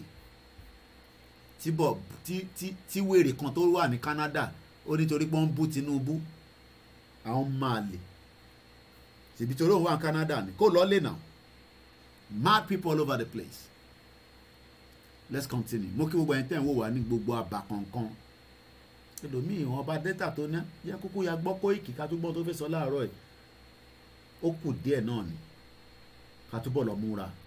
Inú oṣù yìí oṣù ìdùnnú ló máa jẹ́ fún wa nígbà tí a bá jáde fún super rally yẹn kò ń ṣọjọ́ kan la fi jáde o wọ́n ti sọ pé a máa wà níta títí kò bá jẹ́ ọjọ́ mẹ́ta ọjọ́ mẹ́rin ọjọ́ mẹ́fà ìta ni gbogbo wa máa wà.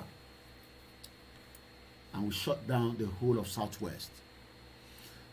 This is having a devastating impact on affected communities. The UK government condemns all violence against civilians in Nigeria, including that which affect Yoruba communities. While security in Nigeria is the responsibility of the Nigerian government, mo fẹ́ ká dibẹ̀ yẹn mú dáadáa. Security is the responsibility of kí ló pé Nigerian government. Ẹja gbọ́ interview tí wọ́n ṣe fún Tinubu ní bíbá ẹja gbọ́ díẹ̀ nínú ẹ̀ torí arákùnrin yìí ń béèrè pé ìwọ ló lọ mú Buhari wá 8 years nísìnyí kò sí àlàáfíà nílẹ̀ Yorùbá bó ṣe ń jí arákùnrin bó ṣe ń jíyàn kan gbé ẹ má bínú pé èrè ojú tèmi for now or maybe I should just remove because sometimes people are like ṣé mi náà wà ní bíbá ṣá I can take off that letter for now so that my face comes back into the broadcast. If you're wondering what kind of software I use, it's called OBS. So mo fẹ́ kó wo díẹ̀ a snip of the interview that it granted to BBC in London here. Your Excellency, thank you very much for talking to the BBC. First of all, how I think... Irú ilé nísìn Peter Okochi, ọmọ Igbo ni, but he's been with BBC for a very long time as a BBC Africa reporter, you know. Ṣẹ́rí gbogbo àwọn ilé, they are not coming anywhere closer to Nigeria. Tó bá tẹ̀ wá gan wá fún ní security, governor máa protect ẹ̀ wá kwami lé lọ́wọ́ pátápátá lo 2 weeks á padà wá. I don't know whether he's in support of Biafra or not. Ṣẹ́rí àwa tá à ń gbé abroad, we are still as kò ń ṣe pé a save kan náà lọ títí in terms of anything, but at least we are still better off. And what I mean by that is, you know, if you are not lazy, you can get to the ladder and become whatever, but the least job you can do is a kitchen porter that will pay you about at least £23,000 a year. Má convert this over Nigeria because if you are motivated no more non in Nigeria, okay? So about £23,000 or £9.50 depending on which job.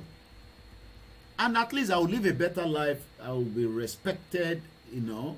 I can do part-time, I can do full-time, I can do 3 jobs. But lára àwọn iṣẹ́ tá à ń ṣe èyí tẹ́ wà ń lé la máa ń ná fún nínú ẹ̀. Not everything, but èèyàn kan bá pè wá nísìnyí pé ìjẹ́ ti wo Oríyọmí Hamzat kí ló ṣẹlẹ̀? Wọ́n gbé bọ̀bọ̀ kan wá orí ẹ̀ ti fọ́. Àyàn adẹ̀ ìtàn pè lọ́mọlúàbí Yorùbá nìyẹn. Èèyàn adẹ̀ send owó sẹ́ni tí yàn mọ̀. Àìmọye gbogbo àwa tá ti fowó ránṣẹ́ sí ẹni tí kò likely pa máa pàdé. These are the things that the government is meant to do. But ẹni tó bá sick láàárọ̀ ẹ̀ nísìn, all you have to do is just go to NHS. Wàá kọ̀ rọra lọ sí NHS. Wàá dẹ̀ ṣe kí ni? Wàá fún ẹni gbogbo tó bá fẹ́ pátá. O ò ní san £1 níbẹ̀. Kódà tó o bá níwèé gan, wá sì take care. Tó o bá kí ni mo sọ? Tó o bá níwèé, let me drop it down a little bit. Front yẹn ti pọ̀ jù. Kò dẹ̀ sí nǹkan tí wọ́n lè fi tọ́jú ẹ. Though àmọ̀ páwọn náà máa ń compromise lẹ́ǹkọ̀ọ̀kan, but they will make sure that you are well taken care of. And you can find your nearest accident and emergency. Kò dìgbà pé o bá fẹ́ lọ sí ẹ jẹ́ ká kọ̀ wo let's look at ẹ jẹ́ ká wo Hackney. I think Hackney will be Homerton Hospital. But kí èwo ló close? Homerton Hospital. Okay, there's Whitechapel, very big hospital. There's Royal London Hospital. There's Homerton Hospital. Ọ̀pọ̀lọpọ̀ àwọn èèyàn ni wọ́n bí sí Homerton Hospital tó jọmọ Nàìjíríà in the 80s. olúkálùkù wọn ti ya find the way wọ́n ti padà sí London. Àwọn míì support Nigeria, àwọn míì support Yoruba nation, both sides ni. There's also University College Hospital. Àwọn hospital tó súnmọ́ Acme ni mò ń kà síta ẹ̀. There's St. Thomas, there's Whittington Hospital, there's Whitcross Hospital, there's ẹwà many hospital tó wà ní area kan ni mò ń kà síta ẹ̀ by miles. So tá bá kọ́kọ́ wò ní 1.3 miles láti àdírẹ́sì tí mo fún wọn, mo lè lọ sí Royal London Hospital 1.3 miles. Mo kí ìyàwó Grace Senior JP ẹ káàárọ̀ ìyàwó. O lè lọ sí Royal London Hospital another 1.3 miles, ìyẹn náà wà ní Whitechapel, méjì ló wà níbẹ̀ yẹn. Kódà wọ́n ti tún yẹn kọ́, wọ́n ti sọ the beautiful hospital, wọ́n tún kọ́. Bẹ́ẹ̀ni, there is genocide going on in Yoruba land, but the British government does not see that. ẹ máa padà sí interview Tinubu yẹn díẹ̀ o. There is also Omartin University Hospital, which is about 1.4 miles. Ó di mélòó? Ó di hospital mẹ́ta tí mo ti kà síta. There is University College about 3 miles. Ó di mẹ́rin. There is St. Thomas Hospital. Mo ṣiṣẹ́ ní St. Thomas Hospital yẹn as a kitchen pottery. That's 3.5 miles. There is also Whittington Hospital, 3.6 miles. Ó di mẹ́fà. There is Whitcross Hospital, 4.2 miles. Ó di mélòó? Ó di méje. There is Royal Free Hospital, 4.3 miles. Ó di mẹ́jọ. Wọ́n tún pè mí kan ní Newham Hospital, 4.6 miles. Láti Acme ni o, ládùúgbò kan ni mo kàn ká yẹn o. Ó di mẹ́sàn-án. There is St. Mary's Hospital, 4.7 miles. Ó di mẹ́wàá. Tó bá tún fẹ́ lọ further a little bit, ó sì ti kù. Then ó ti ń padà bọ̀ sọ́wọ́ ìsàlẹ̀ ní ibi ọ̀dọ̀ tiwa lọ ìsàlẹ̀ náà. There is North Middlesex University Hospital, ìyẹn ní North London, ládùúgbò mọ̀mísí mi. There is Chelsea as West and Westminster Hospital, ó tún lọ sókè díẹ̀ sí nìyẹn, ìyẹn 6.1 miles. Ó di 12. Mo mọ̀ yẹn ní Yorùbá, ẹ má bínú. There is University Hospital, Lewisham, fáwọn tó ń bẹ ní òkè lọ́hùn, àwọn ọmọ Yorùbá náà pọ̀ níbẹ̀. Tó ń gbádùn. Wọ́n ń pariwo èmi ló kàn. Tọ́mọ wọn bá forí lálẹ̀ ní school láàárọ̀ yìí nísìn, wọ́n á gbé wọn dé University Hospital Lewisham, wọ́n dàbọ̀ make sure pé wọ́n survive. But ẹ wá wọ arákùnrin yìí, mo kàn ẹ mọ̀ pé a ní àní topic a kàn move around láàárọ̀ yìí. Ẹ wọ arákùnrin tó jẹ̀ṣẹ́ yìí. Níbi tí wọ́n ti ń jẹ̀ṣẹ́, ó dẹ̀ kú nítorí pé wọ́n sì ń dúró de coach ẹ̀. Ẹ jẹ́ ká ka report yìí. Eléṣẹ́ ṣẹlẹ̀ ni o. Following the death of the boxer Chukwuemeka Igbonugo at the ongoing National Sport Festival in Asaba, Delta State on Tuesday, ìyẹn lánàá, a boxing coach has blamed the medical personnel at the venue for their treatment and inaction that could have saved the lives of the athletes. And that's why I say to you that anything can kill you in that shit old country, Nigeria. We're all gonna die, but ó jẹ́ kí èèyàn kọ́kọ́ du ẹ̀mí náà. And what I'm trying to explain now is, tó bá jẹ́ pé the medical facility wà ní on the ground, according to the coach, these athletes will have survived it. Igbo Anugu, who was representing Imo State, was said to have passed out after he received multiple punches in the chin from the Anambra Gabi Amgo in their 86 kg category bout. The referee ended the fight after he failed to recover. Nígbà tẹ́ni yẹn ò dìde. He was immediately taken out of the ring for medical treatment before being rushed to the hospital, where he was confirmed dead, a boxing official stated. But coach disagreed. Kí ni reason tí coach disagree? Let's listen. But the Borno State coach, Endurance Aberigidi, who was at the venue when the boxer was knocked down, told our correspondent what happened in the ring on Monday and how the boxer gave up the ghost. It was a pathetic situation. This guy trained for years, and after getting a national opportunity, he then dies in the ring, he said. I was in the ringside when he fell and the medics rushed him and tried to revive him. He slightly responded. They took him to the emergency unit, then they asked for the boxer coach. Wọ́n béèrè fún coach ẹni tí ó tó gbé bọ̀bọ̀ yìí wá kàkà kó treat ẹ̀ ẹ gbọ́ bíbá. I walked up to them. I told them that the boy was not responding to treatment. Aberigi said.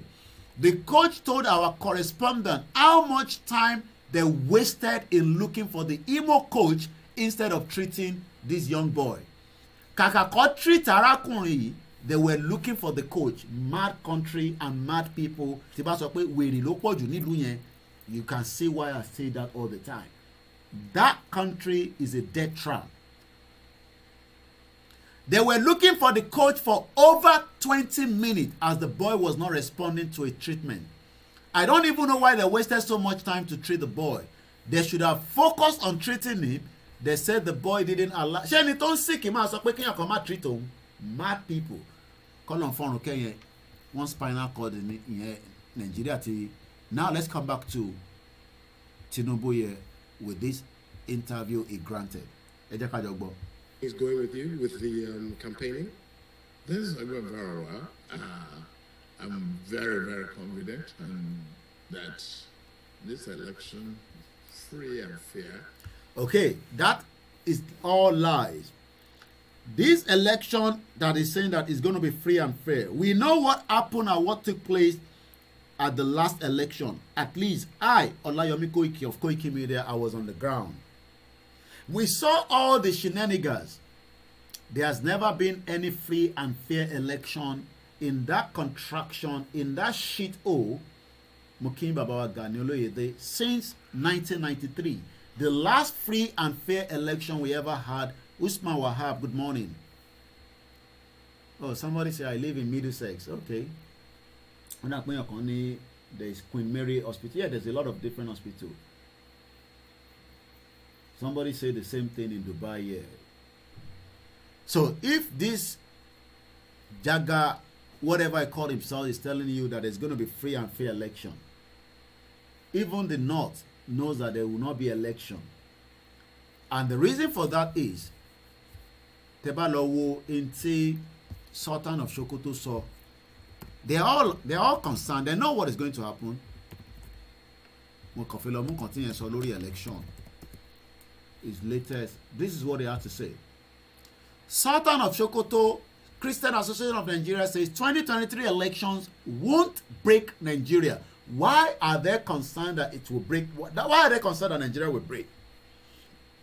Let's read this a little bit. The Nigeria Inter-Religious Council yesterday dismissed fears in certain quarters that 2023 elections may make or mar the country.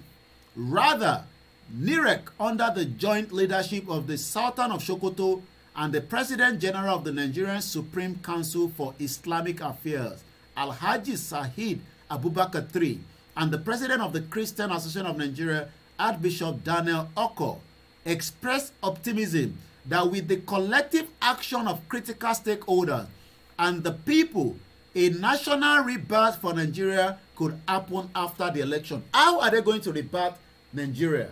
Prince Adewale, good morning. When you look at all these kind of statements, run away from them, especially Archbishop Daniel Oko. Oh, express optimism. Meaning optimism in the English dictionary. Let's go and look for that meaning. Once again, a very good morning. And the pronunciation? Optimism. Optimism. Optimism. Hopefulness. Confidence about the future or the success of something. Ìbéèrè tí wọ́n á bí gbogbo ọmọ Yorùbá láàárọ̀ ni pé, are you still seeing a future in Nigeria? Are you still seeing hope in Nigeria? Are you still seeing success in Nigeria? Ẹ mọ̀ pa sọ̀rọ̀ nípa success lánàá, tẹ́ bá rántí. Mo kọ́ mọ́ bí tá ti lónìí, but we talked about it a little bit. I think when we were looking at Norway, mo rántí, I think it was Norway. Norway ni mo ń wò lánàá. We were looking at Norway and why Norway is 5.4 million and their GDP as at last year is worth $482 billion US. Àwọn tó ń gbé ayé gangan lélẹ́yìí, àwọn tí wọ́n wà happy lélẹ́yìí, àwọn tí wọ́n mọ̀ pé wọ́n ní láti lọ sí Libya láti lọ ṣe kíni, yes, prosperous. Thank you so much, Walata. We were looking at that word yesterday. Walata ti rán mi létí. We were actually looking at these yesterday. Prosperous. Successful in material terms. Ǹjẹ́ a lè sọ pé I was successful gẹ́gẹ́ bí ọmọ Yorùbá láàárọ̀ yìí ní ẹni tó pè mí láti Mọdákẹ́kẹ́ níwọ̀ tó ń wò mí látẹ̀kọ́? Ṣé Tinubu lè fún ẹ ní that success tó ń wá? Because lójú ara ẹni sìn Tinubu ti lọ bá àwọn tí wọ́n di Nàìjíríà.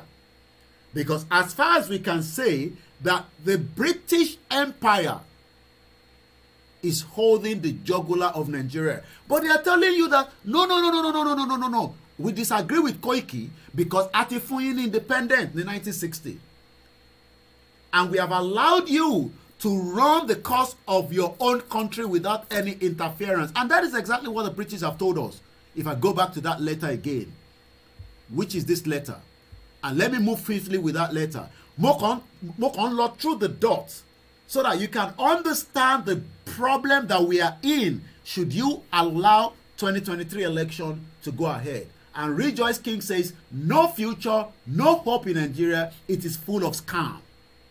Tó bá sọ pé àwọn ìlú tó wà prosperous, you'll be talking about Norway, where their GDP is worth 482 billion. And as a Norwegian, their passport index, even as good as it is, will not want them. They are number 6 in the world. Tó bá ní passport ọmọ Norway lọ́wọ́, tó jẹ́ pé wọ́n ló ní, tó ń ṣe ìtọ́ forge tó gbé lé lọ́wọ́, you are likely to travel around the world and you will be respected.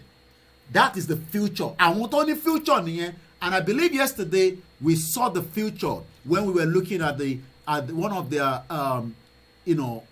what is coming up in terms of driving in Norway. I believe I looked at that briefly. Remember, they are going to be charging one mama charge moto lórí títì. That is the future. The future is not in Nigeria. In a second coil some distance away, the process does require that the device to be charged is relatively near to the coil, and so the process is sometimes called near-field charging. As it is not absolutely precise like the connection of a cable, however, this is relatively simple to set up between a taxi and a static location, so long as the positioning of the vehicle is relatively accurate, something that can be easily achieved through normal parking. Naturally, such a process would be of limited green benefit unless the electricity being supplied to the taxis was already from a green source. Electric cars can be much greener than their petrol equivalent, but only where care is taken that the electrical source is better for the environment than the petrol it's replacing. Fortunately, Norway has that covered too, with the country's ever-improving mix of hydro and wind energy, one of the wind energy. They have a lot of wind in the north. They can create this thing and we can buy it if we want from them. Greenest energy supplies in any country in the world, as well as the world's highest rate of electric vehicle ownership. At the heart of the program is a Finnish clean energy company, Fortum, through their Charge and Drive program. The company are long-time collaborators with Norway's taxi industry, with a particular focus on the ease of infrastructure, and will be heavily involved in the setup of the earliest parts of this project. Major car firms like Jaguar and Land Rover are also stepping up to the plate. The very first step is expected to be active in 2023. So by next year, the very first one will be activated. These are the future. Don't be deceived that there is still a future in Nigeria as Tinubu or Atiku or Peter Obi are trying to portray.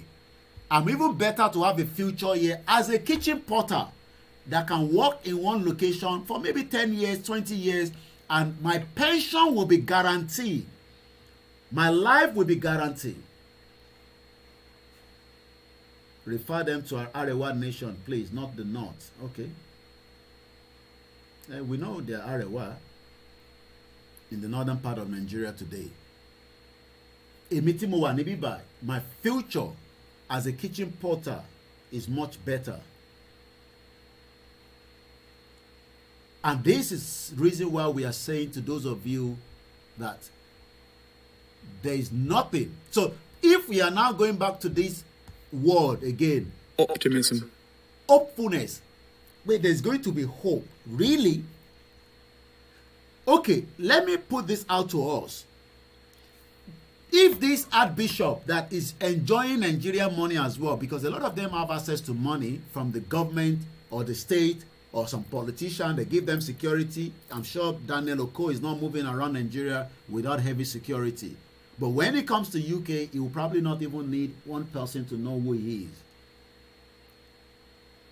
But today, he's telling Nigerians that there will be what they call optimism. And what does that mean? Optimism or pessimism are mindset ways of thinking and seeing things. Optimist. See the positive side of things. Are we ever, ìbéèrè kan nìyẹn, are we ever going to see, to see the best of Nigeria? Should we remain Nigerians in the next 60 years? I just expand it. Are we ever, because if this Archbishop and a Christian person will say, hey, Archbishop is Soro, but yes, he's the president of the Nigerian Christian Association. But Yonkan is telling us that there's no future in Nigeria.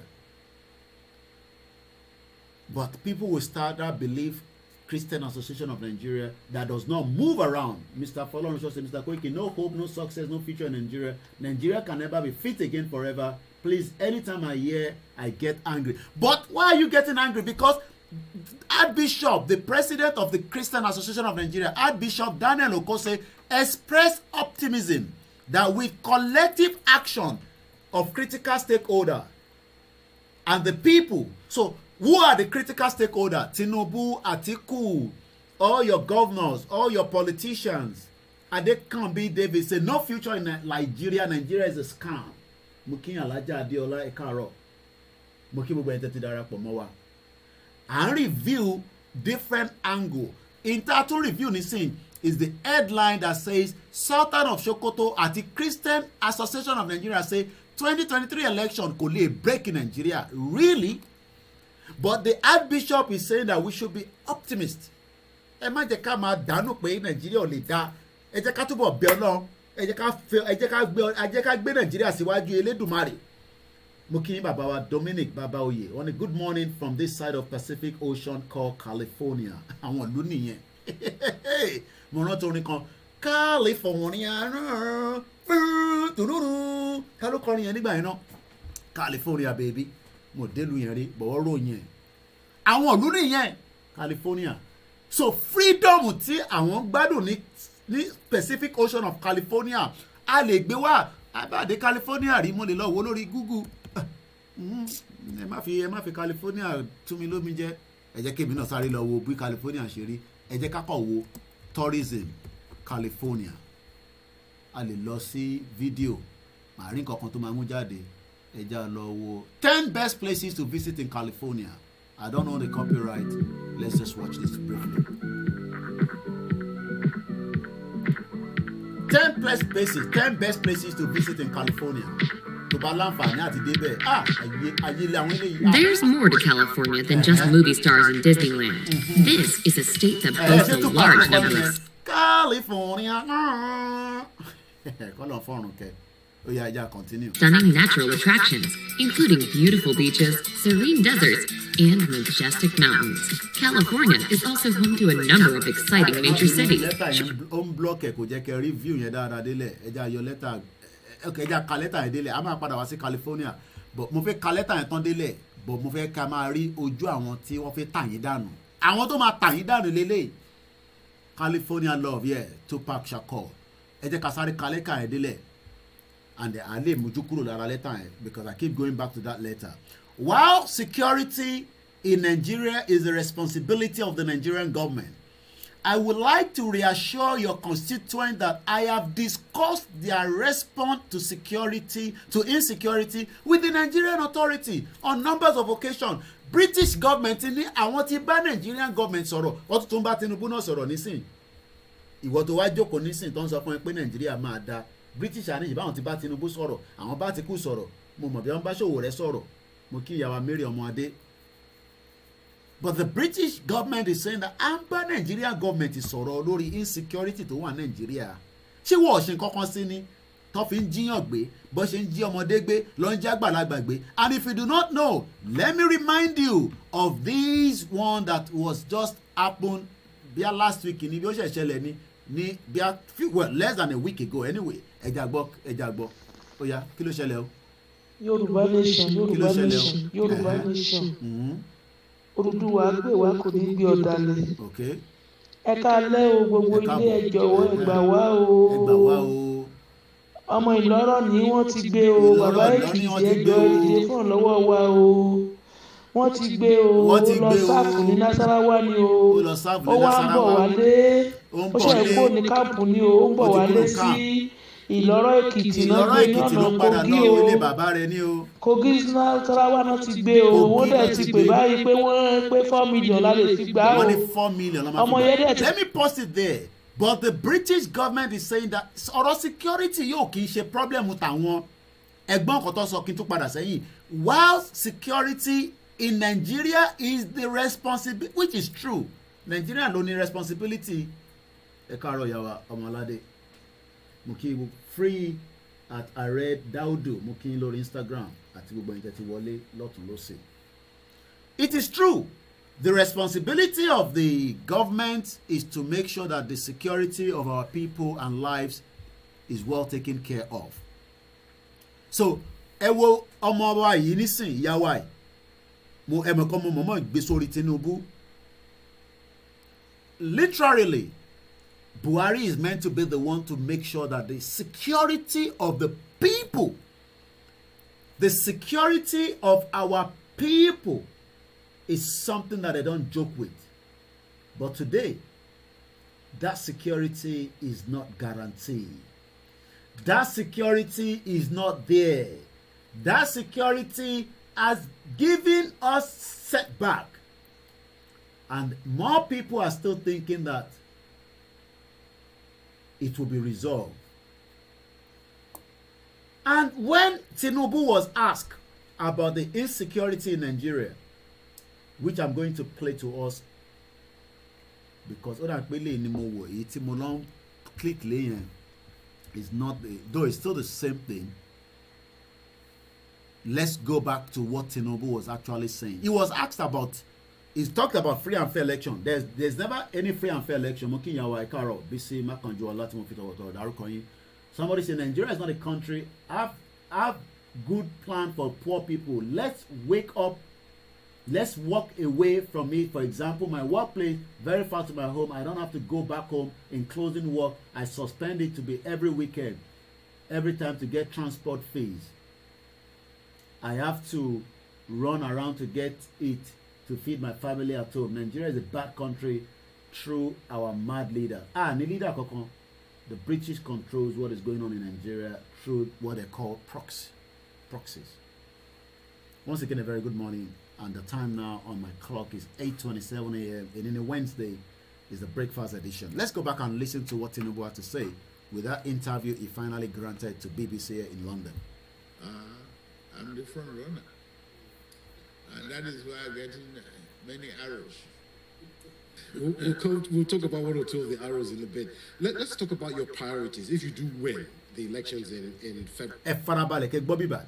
One big way, Toba Wale. Kí ni priority ẹ farabalẹ̀ kẹ́ gbọ́ bíbá yìí o. Ẹ má bínú, I have to remove the faces of some of the things I have there because it's actually blocking. Okay, maybe I should leave it like this. Ètí mo fi expand it. I think that will be much better. Let's watch it like this. And you're sworn into office come May 29. What are your priorities? Security. But only security. Economic recovery and to accelerate development. Let's listen. An economic recovery to accelerate. It might be the odd is a bit low, but that's the recording from their side, not our own side. Development to get and to get Nigerians employed and get inflation down. Employed and get inflation down. Monetary policy needs to be changed. subsidy need to be decided upon. Okay, it was not even clear about the subsidy. Subsidy to be decided upon and then removed is all the lies. Nobody amongst them has the intention to remove any subsidy. Thank you so much, Mr. Kennedy Gabriel. So if you are thinking that Tinubu will come in and remove subsidy, that Buhari, that took the position of being the whatever, NNPC position, you think Tinubu would also be able to remove? Yeah, I mean, it's security indeed. Security that the same Buhari, Tinubu lọ gbé wá fún yín. Ó wá ní òun kì í ṣe Buhari o, but òun lè defend it. He said that in this interview. But he has talked about few things, and I'm gonna just take it back. Because I'm gonna open my phone line officially at about 9 o'clock, and we'll take that up to maybe an hour. Adeyam OLAMILEKAN said 90% of the Nigerian problem is communication. Let's ask all the network operators which line all these bandits are using to communicate. They are all part of the problem. Everybody knows that. I just wanted to take note so that we will know which side we are going to be discussing on. Take it back a little bit. Let's listen more now. Your Excellency, thank you very much for talking to me. Excellency. Let me not even say that. But I know that we can come and exchange hands. First of all, how are things going with you with the campaigning? How are things going with him? Well, I'm very, very confident. He's confident to give back Britain to Nigeria, to renew the contract. Till Britain is stopped, this guy will sell it back to Britain. He doesn't care as long as Obasa the phone is security. Ṣé tóun bá ti dé bíbá tí òun lè park a private jet òun ṣé òun lè ṣayé ní bíbá kóun gbé ní bíbá díẹ̀. This election, free and fair, I'm the front runner. And that is why I'm getting many arrows. Onítorí ẹ̀ ló ṣe ń get many arrows, okay? We'll talk about one or two of the arrows in a bit. Let's talk about your priorities. If you do win the elections in February and you're sworn into office come May 29th, what are your priorities? Security. Okay, only security. Let's take note of that. Okay? And economic recovery. Ó ń sọ̀rọ̀ nípa economic recovery. How is going to do that? Some of you will have to explain to me when you call in. Okay, Kilotuku. To accelerated development. To get. Employ a lot of Nigerians. Máa níṣẹ́ o. Tí Tinubu bá ti wọlé gbogbo àwọn ará Èkó ṣé inú yín dùn nísìn ẹ máa wà employ. Ẹ máa níṣẹ́ àbí okay nílùú tó jẹ gbèsè 62 trillion naira. Ó náà máa gbé inflation wálẹ̀, get inflation down. Ó náà máa gbé inflation. Get inflation down. So those are the three keys that I picked up there. But let's listen a little bit more. Nigeria employed and get inflation down. Monetary policy. Okay, monetary policy. Subsidy need to be decided upon. Kò wá sure nípa subsidy. So security is a big problem for many Nigerians, and I remember in this very room. Ẹ̀gbọ́n tó fẹ́ sọ nísìnyí o. Ó náà òun remember pé nínú yàrá yìí náà òun bá Buhari sọ̀rọ̀ náà ní 2015 ní same room yìí náà ni ẹ ò kí BBC ò kúrò níbi tó wà BBC ò ní kúrò níbi tó wà àwọn ọlọ́lọ́ ń bá BBC tó bá jẹ́ pé ìlú tó gbádùn ni ṣó yẹ kí interview ìṣẹ̀lẹ̀ ní London even if it's a country ṣèbí ó yẹ kí BBC lọ interview ẹ̀ ní Nàìjíríà ni ṣèbí wọ́n ní BBC nílé àwọn BBC ti lé wọ̀ ọ̀kà wọn kún BBC ẹ̀yin lẹ́yìn rò pé BBC ni wọ́n. BBC tó ń bẹ ní Nàìjíríà wọ àwọn kún BBC, and that's why they will never grant BBC Nigeria to come and interview Tinubu. But wà ní London is the player. Ìbẹ̀tìrí picture wọn London Tinubu London boy London àwọn criminals. Security, it will employ 50 million youth that will eat agbado and corn. Okay, let's go back there. in 2015, I asked President Muhammadu Buhari when he was campaigning about that issue, and he said, well, we know what we're going to do, we know what we're going to do.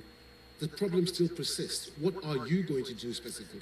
The problem still persists, and that evidence is this, our young sister. Let's go back and listen to what the family is saying. Yoruba nation, Yoruba nation, Yoruba nation. Oduduwa gbé wa kò ní gbé ọ̀dàlẹ̀. Ẹ káalẹ́ o gbogbo ilé ẹ jọ̀wọ́ ẹ gbà wá o. Ẹ gbà wá o. Ọmọ Ìlọ́rọ̀ ni wọ́n ti gbé o. Bàbá Èkìtì ẹ jọ̀ọ́ ẹ dìde fún ìrànlọ́wọ́ wa o. Imagine this is the 8th year of Buhari. The 8 years. Muki Yawa Christina Ademola, good morning. Lawa was saying, I don't even know why our religious leaders are still having hope in the collapsed country current. Because I want security now and they're enjoying life. I know the Maka Bible passage for you, Waka Islamic passage for you. I don't know whether they use the Sheshe passage as well. Just as the Archbishop is deceiving Nigeria to be optimistic about Nigeria. Let's hear more about this. Wọ́n ti gbé o lọ sáfù ní Nasarawa ni o. Ó wá ń bọ̀ wálé. Ó ṣe kó ní káàpù ni o. Ó ń bọ̀ wálé sí Ìlọ́rọ̀ Èkìtì náà gbé ní ọ̀nà Kogi o. Kogi Nasarawa náà ti gbé o. Wọ́n dẹ̀ ti pè báyìí pé wọ́n pé 4 million la lè fi gbà o.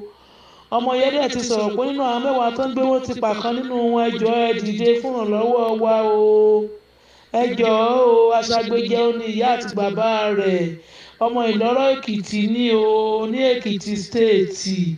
Ẹ jọ̀ọ́. Okay, we've heard that. Let's go back to what Tinubu answered when the question was asked about the insecurity in Nigeria, that the same Buhari, Bubu, and I think we have something that I can, and this is what IGBOHO was fighting for. Let's watch the interview he granted to Channels Television while I was at home, a year ago. Ìgbà tí Ìgbòho ń pariwo níbí báyìí, ọ̀pọ̀lọpọ̀ ọmọ Yorùbá ò believe ẹ. Ọ̀pọ̀lọpọ̀ ọmọ Yorùbá ẹ má bínú pé ẹ jẹ́ n cut down àbúrò wa yẹn. Ẹ jẹ́ reduce the front yẹn. Kò fẹ́ ká máa rí bàá mi dáadáa. Má bínú. Nígbà tí Ìgbòho sọ pé àwọn Fúlàní ajínigbé wọ́n ń jí àwọn èèyàn wù.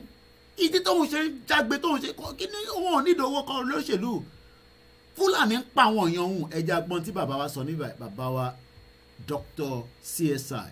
Ọ̀rọ̀ wàhálà tí mò ń fà. Ó ní wàhálà tó ń fà. Lórí àwọn Fúlàní ẹ̀sìn. Lórí àwọn Fúlàní herdsmen yìí. Mo rí pé wọ́n ti fẹ́ kó òṣèlú bọ̀. Wọ́n náà ti fẹ́ tòṣèlú bọ̀. Láti mọ fi ba orúkọ mi jẹ́. Wọ́n fẹ́ fi bọ orúkọ ẹ̀ jẹ́. Kó lè mú kí n weak. Kó lè jẹ́ kó òun weak. Irọ́ ni wọ́n dẹ̀ pa. Irọ́ lẹ̀ ń pa. Gbogbo ìtàn gbogbo táwọn olóṣèlú ń dá lórí ọ̀rọ̀ yìí. Gbogbo ọgbọ́n tí àwọn Tinubu ń dá, àwọn APC ń dá, PDP ń dá is to make sure that Ìgbòho lè wálé after election ló máa wálé, kò lè wálé nísìnyí o, irọ́ ló ń pa o, ẹ má ẹ̀kọ́ tì yan, but wọ́n ń jí yín gbé. Fine sister wa ìlọ́ ti jí gbé nísìn, only God knows what they've done to her. Ó ní wọ́n ti pààyàn kan àbí kọ́lọ́n jẹ́ kí òun survive. Government of Nigeria, can you please tell us your achievement within 8 years now? Wicked leaders, achievement ticket. Here may be seen very achievement. Undi, innovative say everybody in these shit holes are compromised. You are quite right. Mokiyawa Ratia Doni Mufita Otodaru Koyin. Odundu abinu mi mọkùnrin yẹn rí náà. Òjòdú yẹn àbójòdú ni wọ́n pè. Mi ò ní nǹkan kan pọ̀ pẹ̀lú ẹ̀. Mi ò mọ̀ rí. So gbogbo ohun tó lọ́hùn yẹn ẹ̀rọ ni wọ́n ń pa. Àfi tí gbogbo Fúlàní herdsmen tó ń pa àwọn fámìlì mi tó bá kò. Kò ń ṣe ó ní wọ́n ń pa àwọn fámìlì òun ọmọ kankan lọ́jọ́ ti jí gbé nísìn. After 1 year tí bàbá wa Dr. CSI tó sọ̀rọ̀ yìí, at least I was still in Nigeria. That is me right behind CSI in Ibadan. Lórílẹ̀ bàbá wa látòrí lè mi àtúntò tó ní. Only I will not rest. There is no politician funding me for this agitation. Ẹ̀yin ẹlẹ́nu já wáyà káàkiri. Kò dẹ̀ sí olóṣèlú kankan. Good morning, Just Reason. Kan tó lè fẹ́ mi lówó lórí nǹkan tí mò ń ṣe. Kí lè fẹ́ fún lọ́wọ́ fún tó fẹ́ gbà? Kò náwó yín kankan tó fẹ́ gbà. Bẹ́ẹ̀ni, àwọn wèrè òsínwó ènìyàn, zoo country, you're right, bàbá wa Adéwòsì, Owólabí. Torí mi ò gbowó. Mo kí bàbá wa Láyínká Àkànbí. Gbogbo jọ́tẹ̀mí àti èmi àtàwọn Fúlàní ajínigbé tí wọ́n ti ń já àwọn bàbá mi gbé láti ìjọ mẹ́ta yìí. tí ẹ bá yẹ pé mo lọ bẹ̀ tọ́lọ́run fún mi ṣe láti lọ bẹ̀ ìjọba kankan ọ̀rọ̀ àwọn pípọ̀ yẹn lọ́wọ́ náà àwọn ọ̀sẹ̀ mọ́ pa wọ́n bẹ̀. àwọn tí wọ́n ní fámílì àwọn nísìn pé wọ́n ti kidnap ọmọ yìí nísìn àwa Yorùbá nation náà ń pè ní. ẹ gbà wá o Yorùbá nation náà ṣe o ẹ jọ̀ọ́ ẹ gbà wá o ọmọ Ìlọ́rọ̀ Èkìtì ni o wọ́n mọ̀ gbé lọ́nà Nasarawa sí Kogi o ó ń bọ̀ nílé láti káàmpù ni o láti lọ sin ilẹ̀ bàbá rẹ̀ ẹ jọ̀wọ́ ẹ gbà wá o 4 million ni wọ́n fẹ́ o 4 million ni wọ́n á gbà o ẹ jọ̀ọ́ o a nílò àdúrà. I pause it there. Let's go back to that letter one more time. The UK government, while security in Nigeria is the responsibility of the Nigerian government.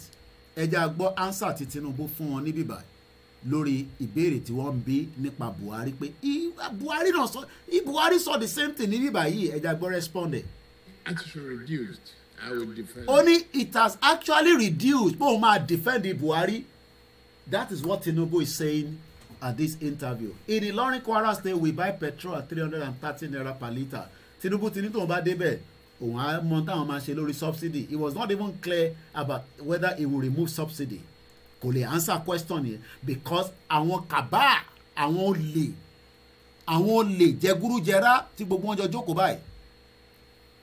They are all involved in the subsidy tó ń lọ ní Nigeria using different proxies. But the British government will tell you everything is fine. Don't worry, everything is fine.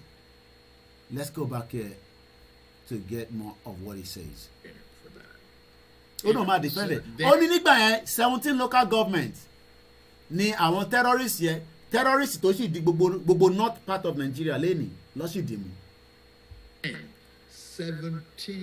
17 local governments and about 4 states where we have flags of foreign. How can we be even having foreign jihadists in the country if not ẹ̀yin lẹ lọ kó wọn wá? Because you brought them in with Buhari to want to destabilize the Jonathan government. There's evidence out there. Ilé òṣè pé n tàn fi àfihàn kun torí pé like Tinubu. No. The Buhari brought in the jihadists. I don't think some of you understand what they call jihadists. Àwọn jihadists ò kí ń lọ. And that is why they are able to kidnap people. They are getting money every day. Kò sí tó kàn wọ́n. Àwa ò jíyàn gbé nísìn. Àjọkò sí ibà nísìn. Ẹ jẹ́ raise £20,000. Orí ó tuntun béèrè owó. But jihadists wà lójú títì nísìn tó ń kidnap àwọn èèyàn wa tó ń gbowó tó fi ń ra ìbọn tó fi ń ra bullet. Thank you so much Walata. California love Tupac Shakur. Yeah, you're right. Àwọn jihadists ò ní láti wá sórí social media láti wá béèrè owó. All they have to do is kidnap 10 people. And tó kò bá tètè dáhùn wá pa. So tí wọ́n bá ìbí gẹ́yìn nísìnyí ti sọ fún àwọn family pé wọ́n ti pààyàn kan ẹ bá ń tètè lọ́wọ́ 4 million mọ̀ ò fẹ́ kú o. The mega rally is coming. Ẹ lọ ṣe sùúrù. Ẹ tó bá dẹ́ fẹ́ ṣe sùúrù ẹ lè bọ́ síta kẹ́ lè bẹ̀rẹ̀ tọ̀rọ̀ tí yín. We wait for the instruction from Benin Republic for that rally. That's all we can tell you. Ẹ tó bá dẹ́ fẹ́ ṣe sùúrù. You have the right láti bọ́ sójú títì kẹ́ bẹ̀rẹ̀ tọ̀rọ̀ tí yín. So what am I trying to explain here is that there is danger ahead. And that danger is what Tinubu is trying to defend. Ó defend the Buhari government pé there were 17 local government, 4 states that the terrorists were controlling. But as at this week, ni wọ́n gbé ìyàwó yìí. Let's go back and listen more. Èní ni Wednesday, 7th of December, 2022, 8:43 a.m. Just 15 more minutes. I will then open the phone line officially back again. Jihadists. Imagine foreign jihadists in Nigeria because of the porous borders. In Nigeria. Àwọn èèyàn nígbọ́ ìyàwó BC. People should stop their children from going to serve the country that allows their citizens. Tó bá serve náà wọ̀ ríṣẹ́. Bó bá ṣe bí gẹ̀ ìbá ṣe tán nísìn kò likely pé máa ríṣẹ́ kankan. Bó ṣe fine tó nísìn ìsídà kí politician kan fi máa gbá sí fún kó dẹ̀ fi ṣe secretary nínú yàrá kan nínú hòtẹ́ẹ̀lì kan or kó lọ máa ṣe POS. So ibi ọmọ ẹni ẹ ṣe tán ní university ẹ lọ ń serve ibo kílẹ̀ lọ serve wọ́n ní ní Ondo state 350 naira per litre fún epo. Okay. That is no more. Only that is no more. That is gone. Níbo ló gone. To start mo fẹ́ ká gbọ́ bíbẹ̀ dáadáa. a chaos is easy. So that means pé wọ́n mọ̀ọ́mọ̀ bẹ̀rẹ̀ chaos nígbà Jonathan government. Wọ́n rò pé Jonathan ò ní gbéjọba sílẹ̀ and they started the chaos. Ẹ wo language tó lò níbẹ̀ yẹn. Only to start the chaos. I want you to take note of that. Let's go back a little bit more. That is no more. That is long gone. That is long gone. But only to start chaos is easy. Láti bẹ̀rẹ̀ wàhálà òun ló easy jù. Okay? Start a chaos is easy. Okay? To bring normalcy and redecorate. So that means pé it was a deliberate act that the APC government brought in jihadis into Nigeria. So it is now clear. But the British government, going back to that letter that I was actually reading, says, wow, security in Nigeria is the responsibility of the Nigerian government. Kò ń ṣe British government ló ní responsibility yẹn. Ṣé báwọn ti fún yín ní independent? You're right, Adekambi David. All our politicians are criminals. Nothing good come from them. Okay, wait, our Lori Mixella. And good morning once again to those of you watching us on the live Instagram. Victor Gile says, Chad Republic is 2 miles away from Maiduguri. I was in Chad in 1988. Lawa Wasil says, as for me, I must get out of this jungle and see myself in a peaceful nation called Odua Nation. While security in Nigeria is the responsibility of the Nigerian government, let our British Nimokafwai, I would like to reassure your constituent that I have discussed their response to insecurity with the Nigerian authorities on a number of occasions. The most recent was when the foreign minister Onyeme and the vice president Osibajo when I visited Nigeria in February. I also raised this issue with the Nigerian National Security Advisor, a Fulani man, General Mungono, during the inaugural dialogue of the UK-Nigeria Security and Defence Partnership in February. The Prime Minister, Boris Johnson, tó wà ń bẹ̀ àti léyìn dànù nísìn, mo tẹ̀wọ̀ bí Boris Johnson ló wà ń bẹ̀ àbí the other woman yẹn bí mẹ́ta láti lé dànù nísìn. The Prime Minister also discussed insecurity with Bubu, President Buhari, at the Commonwealth Head of Government meeting in June. It is important to note that the perpetrators of violence, àwọn pè ní violent, wọ́n pè ní terrorism, do not come from any ethnic or religious group, and the effects are felt by communities of different faiths and ethnicities across the country. We are supporting local and national peace building effort to encourage dialogue, wọ́n ní ká lọ ṣe dialogue between the many ẹgbọ́ language yẹn gbogbo ẹ̀yin ethnic groups and community that make up and contribute to the strength and diversity of Nigeria. Níbo ni strength náà wà? Níbo ni diversity náà wà? Finally, your constituent called for the UK government to recognize an independent Yoruba nation. Láyé, the UK government respect the territorial integrity of Nigeria. We support the Nigerian government commitment to work for secure and a prosperous, again, ẹgbọ́ language táwọn náà lò, which is the definition tàlọ́wálẹ̀ nǹkan yẹn, àwọn náà lò the same word, ìyẹn Vicky Ford. Prosperous. Nǹkan tó máa wà successful. Ṣé Nàìjíríà lè wà successful? Ìbéèrè tí mò ń bi yín nìyẹn. Because the British government in this letter is telling us that there will be a prosperous Nigeria for all its citizens that they are bringing to UK. About almost 507 doctors from Lagos State alone have left Nigeria in 24 months. Olúkàlùkù ti jápa. 66,000 Nigerians have left Nigeria to come and study here in UK. Some of us are left in 1998 and one left in 1980s. Nobody can return back. But Tinubu is telling us, and I'll come out of that letter now so that we can focus now with the other programs. And we are just about 12 minutes before. So let me take off this letter. Lẹ́yìn mi ṣe ń rí àwọn tí tó ti ń control yín, chief of army staff yín nìyẹn. Bẹ́ẹ̀ni, wèrè ni àwọn British government yẹn. So if anybody today, ẹ̀yin tẹ́ wà nílé, tí àwa pariwo fún yín pé British ò lè solve problem tó wà nílẹ̀. Ẹgbọ́n kan tí Tinubu náà fúnra rẹ̀ sọ, ó ní chaos. Èmi kúkú kọ́ mo sọ, àbí ṣé gbogbo ọ̀jọ̀gbọ́n níbí báyìí?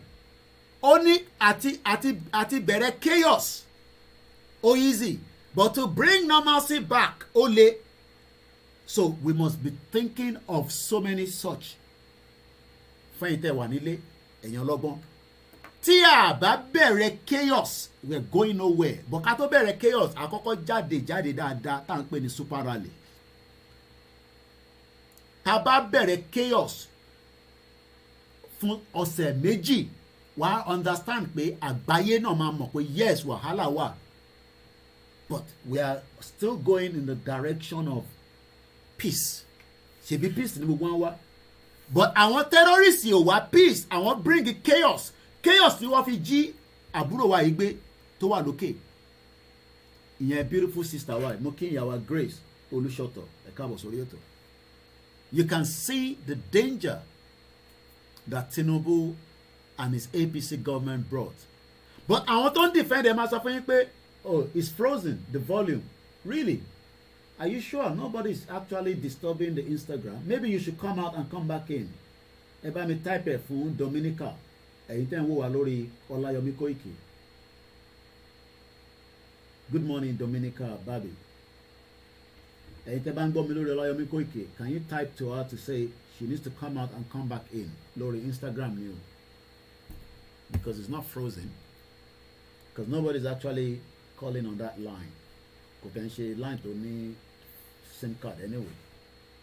Okay, I can see that you have actually joined Koikimedia, Dominica. Thank you so much. There's nothing wrong with Olayomi Koiki Instagram. So I am just taking us through what a lot of you would not understand, because when you read this interview now, hey, asokole ṣe interview, akilo ṣe tó lè grant interview. But going back to what Tinubu say, òun ló kúkú sọ, and you can hear it from his mouth. Only to start chaos. So that means they brought chaos into Yoruba land. Thank you so much, Ayo Balogun.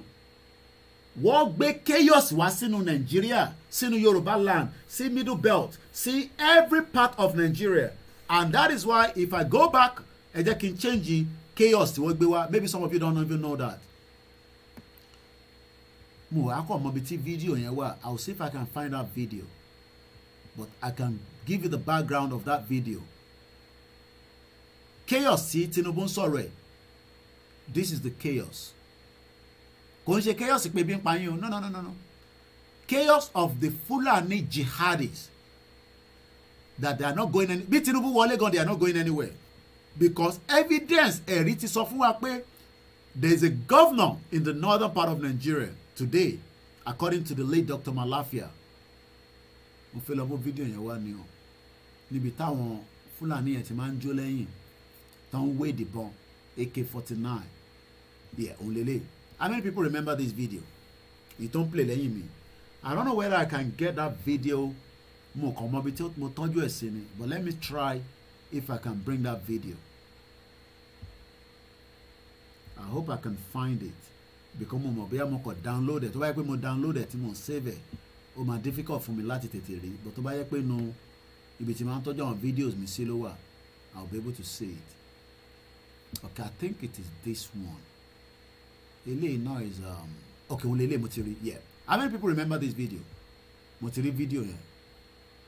Let me bring it and then I'll take it back again. Òun nìyẹn, but mo ní láti gbé sound ẹ̀ jáde. Ibi tó dẹ̀ wà yẹn, how do I break? Okay, let's close this because I need to move it here. Chaos tí wọ́n lọ gbé wá sí Nàìjíríà, òun mo fi fi wọn gbogbo ọmọ gbogbo wa pátápátá.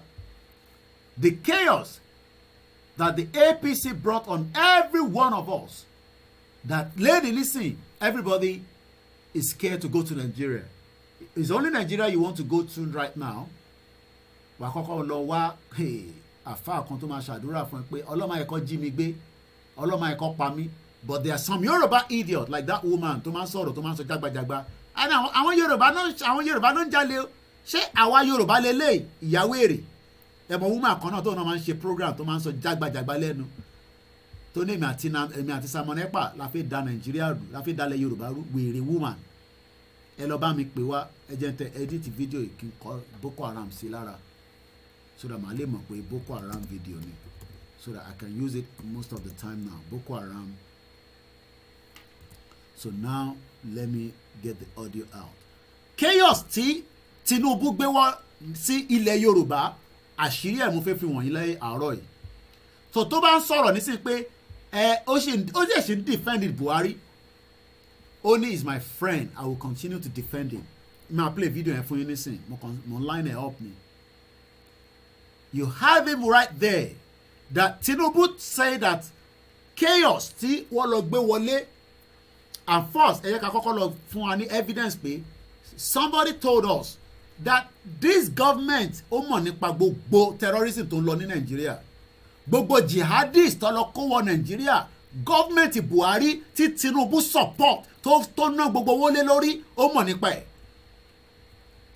ìyàn kan rẹ̀ mà ti wà látà nígbà tá à ń sọ̀rọ̀ lánàá wà látà wọn bí mi pé ṣé kò ń ṣe pé Tinubu wà lọ́ndà ṣé duress ló ń pè nǹkan yìí ló máa ń pè pé kí ó jẹ́ pé wọ́n gbé nǹkan sí ní orí pé ó gbọ́dọ̀ ṣe tó ń ṣe yìí mo ní no he thinks he's smart lọ́kùn ààrẹ òun rò pé òun smart but àwọn Fúlàní tó ń bá tayò wọ́n báwo ni Buhari ṣe ló ṣe sọ̀rọ̀ yẹn náà pé ṣé kò ń ṣe pé wọ́n ti Tinubu ni àbí kankan ìmọ̀ nínú mo disagree but I don't think pé wọ́n ti Tinubu mọ tó ń ṣe òun rò pé òun fẹ́ outsmart àwọn Fúlàní ntí gbogbo wọn rò nìyẹn wọ́n rò pé àwọn máa outsmart Fúlàní tóun bá débẹ̀ wọ́n kò mọ̀ pé kò lè outsmart wọn because agenda Fúlàní ó wà lára agenda tí wọ́n fi ṣe jàǹbá fún bàbá Awólọ́wọ̀ so lọ́kùn ààrẹ òun rò pé Jagaba òun lè outsmart àwọn Fúlàní mo pity gbogbo ẹ̀yin tẹ́ ẹ̀ ń sọ pé Tinubu ni ẹ̀yà àkọ́kọ́ gbọ́n tí bàbá Professor Wọlé Ṣóyínká sọ while I get the other one ready. So what do they expect of us now that this war is on our doorstep? Of course, there has got to be civil mobilization. Okay. And do everything. We keep waiting for this to be centrally handled. Tó bá dúró pé kí Buhari wá yanjú ẹ̀ wá pa gbogbo yín ní gọ̀gàn wá pa yín lọ́yọ̀ọ́ wá pa yín lọ́sùn wá pa yín gbogbo lẹ́ Yorùbá ẹ lọ múra dáadáa. It's unacceptable. And whatever it takes, I stand ready to contribute in any way. What do they expect of us now that this war is on our doorstep? Because there has got to be civil mobilization. And keep waiting for this to be centrally handled. If we're not already enslaved in our land, that for me is personally intolerable. It's not an acceptable condition. And whatever it takes, I stand ready to contribute in any way. What do they expect? Which is it for you, Dr. Badaya? Do you think the government is unwilling or unable to protect the people of Southern Kaduna? In fact, it is not only unable, it is unwilling, and we have good reason to feel that they are part and parcel of the killers.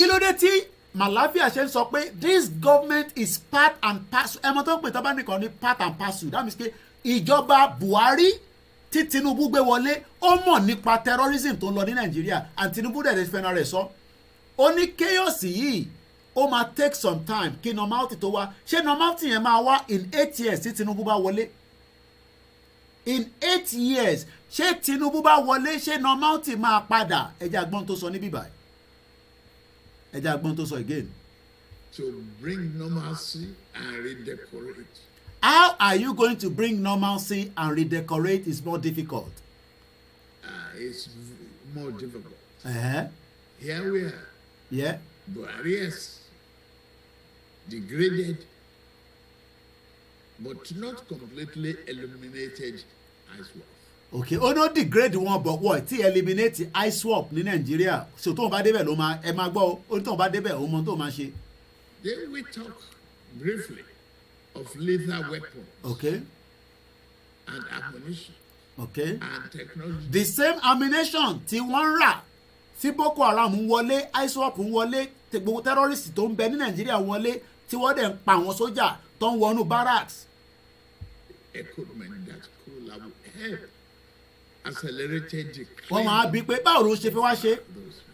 Journalist yẹn máa béèrè lọ́wọ́ ẹ̀. The West is yet to feel comfortable enough with a Buhari administration to sell us. Kí ló dé tí West ò ṣe fẹ́ ta èròjà fún Buhari? Mo kí ìyàwó tẹ́mítẹ́mì mo ti rí lógo yín ẹ káàárọ̀. Ẹ mọ̀ dí because the West does not believe in Buhari's government because gbogbo bó ṣe ń ta àwọn ìbọn yẹn fún àwọn Buhari àwọn ìbọn yẹn tó ń padà sí ọwọ́ àwọn Boko Haram àti ISWAP and that's why they don't trust Buhari government ẹja gbọ́n tó fi sọ níbí. Do you think that will change? That might ọwọ́ ń bí pé do you think that might change tí wọ́n bá débẹ̀. change with you, or will that change with you? It could change, it might not change. So it could change, it might not change. Ọ̀rọ̀ méjì nìyẹn. Ẹ gbọ́ bẹ̀rẹ̀ dáadáa. It could change and it might not change. I've never done a kind of analysis like this on this guy. But in tí àṣírí ẹ̀ fẹ́ tú òun fúnra rẹ̀ ló ń fẹnu ara ẹ̀ sọ. And I hope you are taking all the notes. So it could nǹkan tó lè ṣẹlẹ̀ àti nǹkan tó lè ṣẹlẹ̀ ọ̀nà méjì ni ló fi ń fẹnu sọ̀rọ̀ mẹ́yẹn. But we have to look at, alternatives. Kí ni alternative náà? Only we got to look for alternative. Okay, ẹ fẹ́ bá terrorist jà. Ẹ ní nǹkan tẹ́ fẹ́ fi bá wọn jà. Thank you so much watching us from Modakeke in Osun State, West Africa. Thank you so much. Ẹ fẹ́ bá terrorist jà. How? Kí lẹ fẹ́ fi bá wọn jà? Okay, àwọn West ò tàbọn fún yín, wọ́n ò termination fún yín, wọ́n ò ta technology fún yín. Kí lẹ fẹ́ fi bá wọn jà? Nítorí pé nígbà tí wọ́n ò ta fún Buhari, kò ń ṣe pé wọ́n ò ta fún Buhari. Bẹ́ẹ̀ni, Mr. Ola, nothing will change under this idiot. All he's doing is his own selfish gain. Òun fẹ́ ṣe tí Awólọ́wọ̀ ò ṣe, tí àwọn Fúlàní ò jẹ́ kó ṣe. Òun fẹ́ rò pé òun máa ṣe tí Abiola ò ṣe. Ó fẹ́ take glory yẹn. Gbogbo tó ń ṣe nìyẹn. Gbogbo kò ń ṣe pé àti tó bá di president nothing is gonna change. Ó kàn máa lọ máa bọ̀ bí ìlẹ̀kẹ̀ dí a máa attend the meeting African Union ECOWAS meeting a lọ sí United òun náà sọ̀rọ̀ ní United General Assembly bí Buhari sọ̀rọ̀ lẹ́ẹ̀mejì.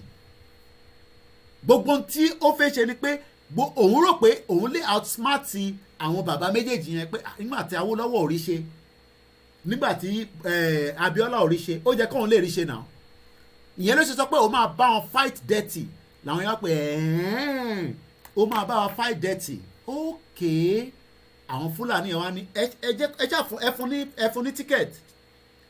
fún ní ticket à lọ dúró de lókè. Àwọn kan ṣe àwọn sọ pé bàbá Akíntóyè fẹ́ dúró kí Tinubu kọ́kọ́ wọlé ná kó má wọlé ná kó tó wá sọ̀rọ̀ Yorùbá nation ó dà ń pé ẹ ti mú painpain orí yín ti gbálẹ̀.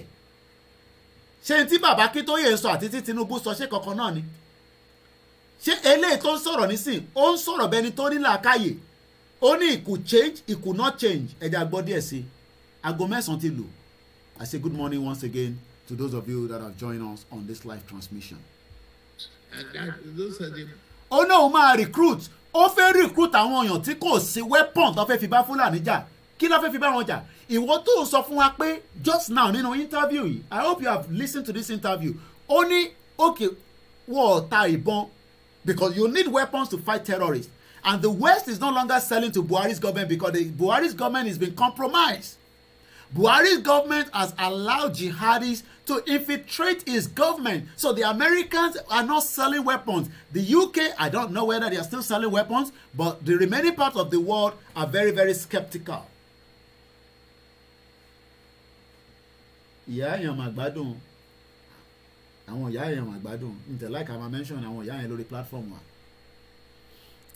So if anybody is thinking that there will be a change tí Tinubu bá débẹ̀ you are no máa recruit he like that recruitment àgbàdo only and those are going to be you want to recruit people that doesn't have the weapon to fight o fẹ́ recruit àwọn èèyàn tí kò ní nǹkan tó fẹ́ fi bá ìjọba tó fẹ́ fi bá Fúlàní terrorist jà àwọn jihadis. Mass recruitment okay. of individuals into volunteer army. I'm sure àwọn kan ní wọn máa dùn nísìn àwọn sọ pé tí Jagaba bá débẹ̀ a máa ríṣẹ́ wá pa ṣé gèsì gbogbo yín lára àwọn sójà tó wà ń bẹ̀ gan nísìn complain pé àwọn ò ní weapon ṣe bá àárín tó ń ti mọ́tò army. Now let's play a little bit we'll come back to that. Ẹ jẹ́ ká wá play video àwọn criminals yìí. Let's play this. ẹ wo táwọn ilé gbé dání lọ́wọ́. So Tinubu fẹ́ employ àwọn èèyàn sínú army tí wọ́n ní tó fẹ́ fi bá wọn jà. Ẹ ṣe jẹ́ ká dá dúró gẹ́gẹ́ bí orílẹ̀-èdè kékeré. Ẹni bá máa invade Norway nísìn, ẹ jẹ́ ká lọ wo Norway, ẹ jẹ́ ká lọ wo military Norway. They are military. Let me close some of these so that we don't have too much. Ẹ jẹ́ ká lọ wo Norway military. Kí ni military budget wọn? The Norway military budget in a Norwegian national budget for 2023, which was presented on Thursday, the government proposed allocation of 75 billion Norwegian whatever dollar to the armed force. The military expenditure thus calls for increase of 6.8 billion compared to the finalized budget. How strong is the Norway military? According to statistics, armed force, they have about 19 total armed force, 19,000 personnel, 47,000, 1.54 million, rank number 4, 81 times more than Norway. I don't understand all this anyway, but what I'm just trying to look at is as a small country, remember, let's do something. So ìwọ ọmọ Yorùbá tó rò pé tá bá dá dúró àwa náà ò lè ní sójà tiwa, a lè ní armed force tiwa, irọ́ ló pa.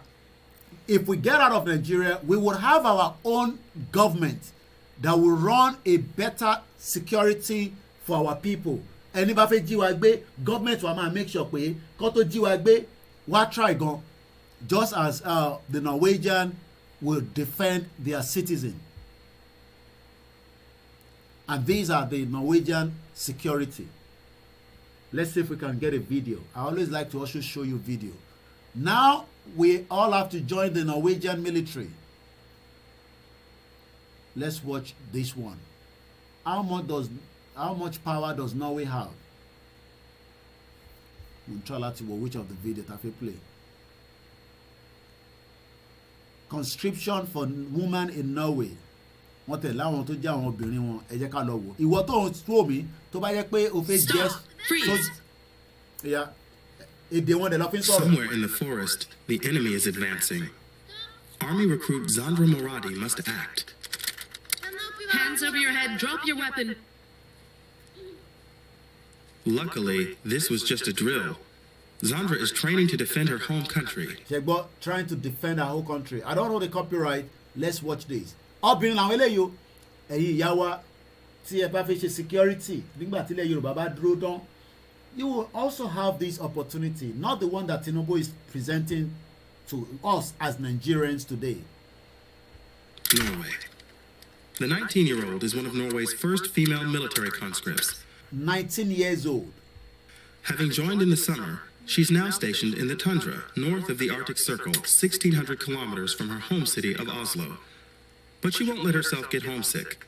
Women in uniform are highly respected in Norway, and her family women in uniform are highly respected in Norway.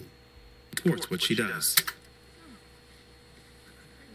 And my mom, she's very proud, and my friends are proud, of course. Everyone's proud of me. So it's good to be here when everyone's proud of me. When everybody's proud of her, it's good to be here defending our country. 19 years old. My mom is scared, of course. So ìwọ tó ń sọ pé Koikimedia ti ń pẹ́ jù, Yoruba nation ti ń pẹ́ jù. These are the opportunities that you would have. These are the kind of system that we are expecting from a government of Yoruba nation. You will never get this such. Bí a tó bá travel tó bá lọ sí Norway ṣá, you can become one of them and join their military or security force. Ẹ wo sister wa tó wà lókè yẹn, ẹ compare ọmọ tó wà nísàlẹ̀, kí ni ìyàtọ̀ àwọn méjèèjì, tá bá wo age wọn nísìn, bí ẹ tó wà lókè yẹn bí á jùlọ díẹ̀ bí á 3 years, I don't know. These are more reasons why we are saying a Yoruba nation is the only way out. Don't be deceived by any of the fraudulent politicians. It is now coming up to 8 minutes past 9. No more friends. Yeah. It's always like that. Moms are scared for everything for the children. Moms are always scared for everything. But my brave. Àwọn ọmọ tó brave lè aláwọ̀ tó brave bẹ́ẹ̀ ṣe rí gbogbo internet fẹ́ wọnú gbó lọ pa Fúlàní ẹ má stress ara yín lọ títí ẹ keep energy yẹn dáadáa. Ẹ keep energy yẹn dáadáa nítorí pé a máa need energy yẹn. Yeah, this is an empty promise by Tinubu and the association. We'll come back to this video. Because no, I'll come back to it later. Mo fẹ́ gbé wa padà lọ sí ọ̀rọ̀ tí ṣe rí wo àwọn ilé nísìn criminals. They are all criminals. Bó ṣe jókòó yẹn ẹ̀rí Gbajabiamila bó ṣe wà mẹ́ẹ̀ nísìn òun àti El-Rufai ẹ̀rí pé irun wọn funfun ti jalè wọ́n ti pàdé bọ́jẹ́tì jí owó àmọ́ ìtàn gbà and everybody is thinking that they will give you a prosperous Nigeria. Ẹ wo Fáyẹmí òun ti ṣe gọ́fúnà tó ń tiẹ̀ ó ti hand over fẹ́ lómi kíní kan ẹ̀rí kan ẹ̀ bó ṣe rí bẹ́ẹ̀nbẹ́ẹ̀nbẹ́ẹ̀ nínú suit ẹ̀rọ orí ẹ̀ bó ṣe dàbí orí elephant. All criminals ni gbogbo wọn látòkè délẹ̀. Nothing to offer more than trying to sell the Yoruba people back again to the British Empire. And it is entirely up to us when the super rally is called to come out and prepare ourselves and get ready for whatever is going to happen. Àwọn kan tí èèyàn kan send video kan sí mi mo lè ṣe òyìn wọ́n polish bàtà sílẹ̀ fún super rally kò ní bàjẹ́ fún yín gbogbo yín ni mò ń kí. Mr. Koiki ní gbogbo nǹkan intebani yẹn náà ni ká lò àwọn ilé ti polish bàtà sílẹ̀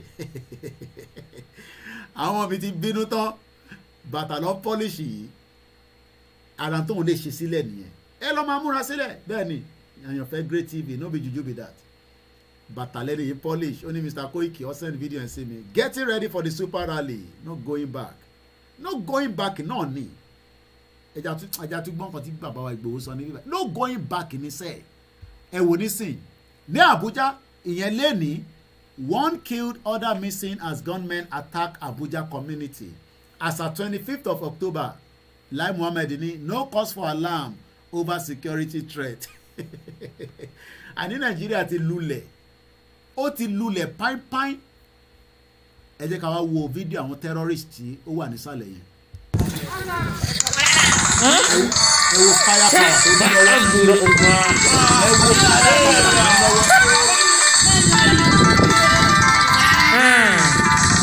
so bí yàn bá rí àwọn ilé nísìn yàn rò pé military ni wọ́n but they are terrorists in the Nigerian and you expect the Western world probably maybe Britain ṣì ń tàbọn fún wọn I don't know but America is a bit very skeptical about the Nigerian pé ká tàbọn fún yín ká ta weapon fún yín bàbá ta fún yín ọwọ́ àwọn ọmọ kéékèèké ló ń lọ sí àwọn tó ń bọ̀ láti the other part of the world which is Niger, Chad.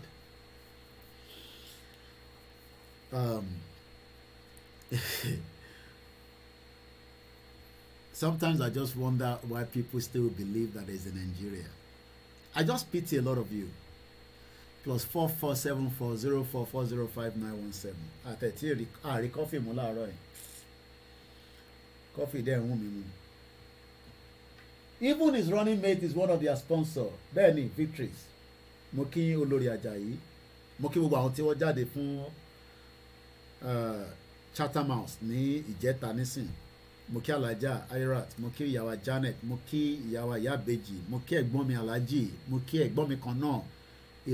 Pẹ̀lú gbẹ̀yìn tẹ́ lọ ẹ̀gbọ́n kan wá ìyẹn ń jó Yorùbá flag ní Canada ọmọ àlè ó nítorí pé wọ́n ń bú Tinubu pé ó lè ní Tinubu ṣé Tinubu kì í ṣe olè tó lọ gbé Buhari wá tó di pé terrorist ń pa yín lójoojúmọ́ tó ń jíyàn gbé ṣé etí wọ́n fìṣó sí etí ẹ̀gbọ́n yẹn ní Canada mad people all over the place ó nítorí pé àwọn ọmọ Yorùbá lọ síbẹ̀ wọ́n sọ pé olè ní Tinubu ṣé Tinubu kì í ṣe olè ṣé kò kí ń ṣe olè ẹni kí Tinubu wá búra tí ikú ọmọ Yorùbá ọba sí lọ́wọ́ ẹ̀ afẹ́mọ ẹni tó pa Fúnṣọ́ Williams kí Tinubu jáde kó wá sọ ẹni tó pa Fúnṣọ́ Williams ẹ̀yin wèrè kí Tinubu jáde kó wá sọ ẹni tó pa Fúnṣọ́ Williams kó fi Ògún búra kó fi Bible búra yes Justin Reason mad people all over the place ẹ wo fire weapon tó wà lọ́wọ́ àwọn ilé and Tinubu is now saying that America ò tàbọ̀ fún wa ní o UK ò tàbọ̀ fún wa ní o but Britain ẹ má wọrí tá bá ti wọlé padà a máa ní cordial relationship a máa ra weapon lọ́wọ́ yín a máa ra technology lọ́wọ́ yín and that is all about all this meeting gbogbo meeting tó ń ṣe kò ń ṣe meeting àlàáfíà for anybody ẹni bá rò pé irú meeting àlàáfíà ló ń ṣe you are wasting your time. Let's go back and hear what more the criminal is saying to you here. You are in a volunteer army to really. You want to employ people without giving them the firepower. Ṣé bẹ́ẹ̀ rí ọmọ 19 years old ẹ̀rín tó gbé dání? No, kò ṣe lè. Ṣé bẹ́ẹ̀ rí ọmọ 19 years old yìí? Ọmọ 19 years old ẹ̀wọ̀n tó ti ń train ẹ̀ fún. Tinubu náà máa employ yín, a máa fún yín ní àgbàdo àti bọ̀lì, a máa fún yín jẹ. The first women enlisted in the Norwegian army 40 years ago, but through choice. Norway has now made military service compulsory for women. Norway has now made military compulsory for women. Báwa náà ṣe máa ní ẹni tó bá fẹ́ darapọ̀. Ṣẹ́rí ọ̀n pa àwọn kan ní volunteer reservist. Ó lè má tajà but ìjọ ta bá ti nídẹ̀ ìwọ náà kaṣọ sógun because a ti máa train yín dáadáa. Ẹ̀yin tẹ́ ló ń ṣe youth corps you are wasting your time. POS ló máa fi ṣe gbẹ̀yìn tá a bá kúrò ní Nàìjíríà. O ò lè ríṣẹ́ kan pàtó nínú Nàìjíríà. Kódà ọjà tó ń tà gan ò lè jèrè lórí ẹ̀. Torí pé kò sí èrè kankan mọ́ nílùú burúkú yẹn. And that is why we are saying today, let us get the hell out of Nigeria. Mo kí bàbá Moses Ọláníran káàbọ̀ sórí ètò. Treated no differently than Ọlá Akínyẹmí Yorùbá Nation no going back. Akeem Adiora sáà mo kí yín. Ẹ wo iṣẹ́ tọ́mọ 19 years old. Wọ́n máa sanwó fún ó máa ní security ó máa ní welfare. Ẹ wo bó ṣe fi flag ìlú ẹ̀ tó jẹ́ tinà. O wá expect eléyìí nísìn. Ìwọ ọmọ 19 nísìn bó ṣe máa lọ Libya bó ṣe máa lọ Europe tèmi náà wà tí mo ti ń ṣe kitchen porter mo sọ fún yín pé kitchen porter ni kò ń ṣe ẹ mẹ́jẹ kọ́tà yín gbogbo wa là ń ṣe odd job àníkàṣà àti ríṣẹ́ ṣe torí ẹ̀ tẹ wà ń lé kíyà má bàjẹ́ yín bẹ́ẹ̀ ni fuel attendant POS àti fuel attendant ló máa ṣe wá tó máa tọwọ́ bọ́ra wọn nídìí àbí kó lọ máa ta pàrágà nínú ó wà ń bẹ̀ náà ẹ bá lọ sí gbogbo Ṣòdì láàárọ̀ ẹ nísìn gbogbo mọ́tò páàkì ilẹ̀ Yorùbá pàrágà làwọn èèyàn ń tà tọwọ́ bọ́ra wọn nídìí níbẹ̀ ẹlòmíì àbímọ ọmọ àlè ẹlòmíì àbímọ kò sí hospital lẹ́ẹ̀kan mò ń sọ fún yín pé hospital pọ̀ rẹpẹtẹ ìbò ni mo ti ń ṣòyẹn fún yín lẹ́ẹ̀kan àsọ ní ibi báyìí bí nǹkan kan bá ṣe mí pẹ́kẹ́ nísìn any of this hospital lọ lè gbé mi lọ láti tọ́jú àlá wọ́n máa make sure pé wọ́n tọ́jú mi délẹ̀ ìtẹ́ ń sọ fún èèyàn máa lè tẹ̀ wá lé nìyẹn pé àníṣe Nàìjíríà ò gbádùn Nàìjíríà ò ń ṣe ìlú tó gbádùn kódà bí èèyàn bá ní mental problem gan wọ́n ń tọ́jú ẹ̀ ní bíbáyìí get help now if you have mental problem ọ̀pọ̀lọpọ̀ yín ti ní mental problem tíyàn bá ní mental problem wọ́n lè tọ́jú èèyàn you need to talk to an NHS professional now kò ṣe pé o ní mental problem o wá ń lọ bá olóńwá nǹkan tó ṣe mental problem tó bá ní oyún o nídìí láti máa wá àǹtí ẹ̀ kankan níta tó bá ti lóyún ìlú yìí ni mo mọ Nàìjíríà bíyàn bá lóyún báyìí ò ní sọ déètì ìlú yìí wọ́n máa sọ déètì fún ẹ ẹni tó lóyún yẹn bí kò bẹ̀rù kankan ní kò ń ṣe lọ́dọ̀ tiwa wọ́n máa mú oyún yẹn mọ́lẹ̀ ni wọ́n ní jẹ́ kó wálẹ̀ Àjàní Àjàlá mo kí gbogbo yẹn ti rí bí kò ní bàjẹ́ fún yín sẹ́ ẹ kú iṣẹ́ ta ẹ máa múra sílẹ̀ ẹ máa support àwọn tó wà nílé ẹ máa fàdúrà ràn wọ́n lọ́wọ́ ìjáde yẹn máa wáyé sẹ́ nínú oṣù yìí ní sẹ́ aago yẹn máa dún pápápápá ni mo kí láàrin ìyá mi Grace ní Tinubu máa ṣe ibo ló ti fẹ́ ṣe a máa jáde wọ́n dẹ̀ ní kò ń ṣe jọ́ kan la máa fi wà níta a ní Nàìjíríà ò kì í ṣe ìlú bíyàn bá lóyún nílùú yìí ni mo ti mọ̀ pé òyìnbó máa lóyún aṣọ a máa sọ fún ẹ pé obìnrin ló wà níbẹ̀ mo bá jẹ́ ọmọ Nàìjíríà ní láyé kó lọ sọ pé obìnrin ló wà níbẹ̀ wọ́n máa de oyún yẹn mọ́ ni wọ́n ní jẹ́ kó wálẹ̀ torí pé evil thought ti wà lórí wa tó pọ̀ jù evil thought torí ìlú burúkú ta wà nù ẹ̀yẹn ó ti kó oríṣiríṣi ní tí kò jẹ́ kíyàn ìlú ìlú máa sọ fún ẹ pé I am due next week má sọ yẹn tó bá jẹ́ ọmọ Nàìjíríà o you are due next week kẹ wọ́n de oyún yẹn mọ́bẹ̀ nìyẹn ìlú òṣì ìkà gbogbo evil tó yẹ kó ṣe fáwọn lórí burúkú politician tó ń ṣe jàǹbá fún yín wọn ò ní ṣe yẹn ẹ lọ sí gbogbo Sùúrùlérè nísìn ìyà ń jẹ wọ́n bó ṣe wà ní gbogbo Sùúrùlérè yẹn gbogbo Sùúrùlérè ẹ lọ sí gbogbo àwọn ilé gogoro kankan igbó ló ń tà káàkiri ní gbogbo bẹ̀yẹn igbó ló ń tà gbogbo wọn gbogbo lẹ́yìn ti rà erected wọ́n wò mí báyìí o wọ́n náà ọmọ tẹ àwa ní ti Gbàjàbíàmílà ládùúgbò Gbàjàbíàmílà ládùúgbò àwọn wèrè mad people all over the place 5,000 wọ́n ò rí 5,000 fún wọn gan mọ́ wàhálà ìtàlẹ̀ èmi àti ẹ̀ ti ń sọ̀rọ̀ tí èmi àti wá látànà là ń sọ̀rọ̀ lánàá èmi àti wálé náà ni pé àwa diaspora là ń survive ọ̀pọ̀lọpọ̀ yìí tẹ̀wọ̀n lé nísìn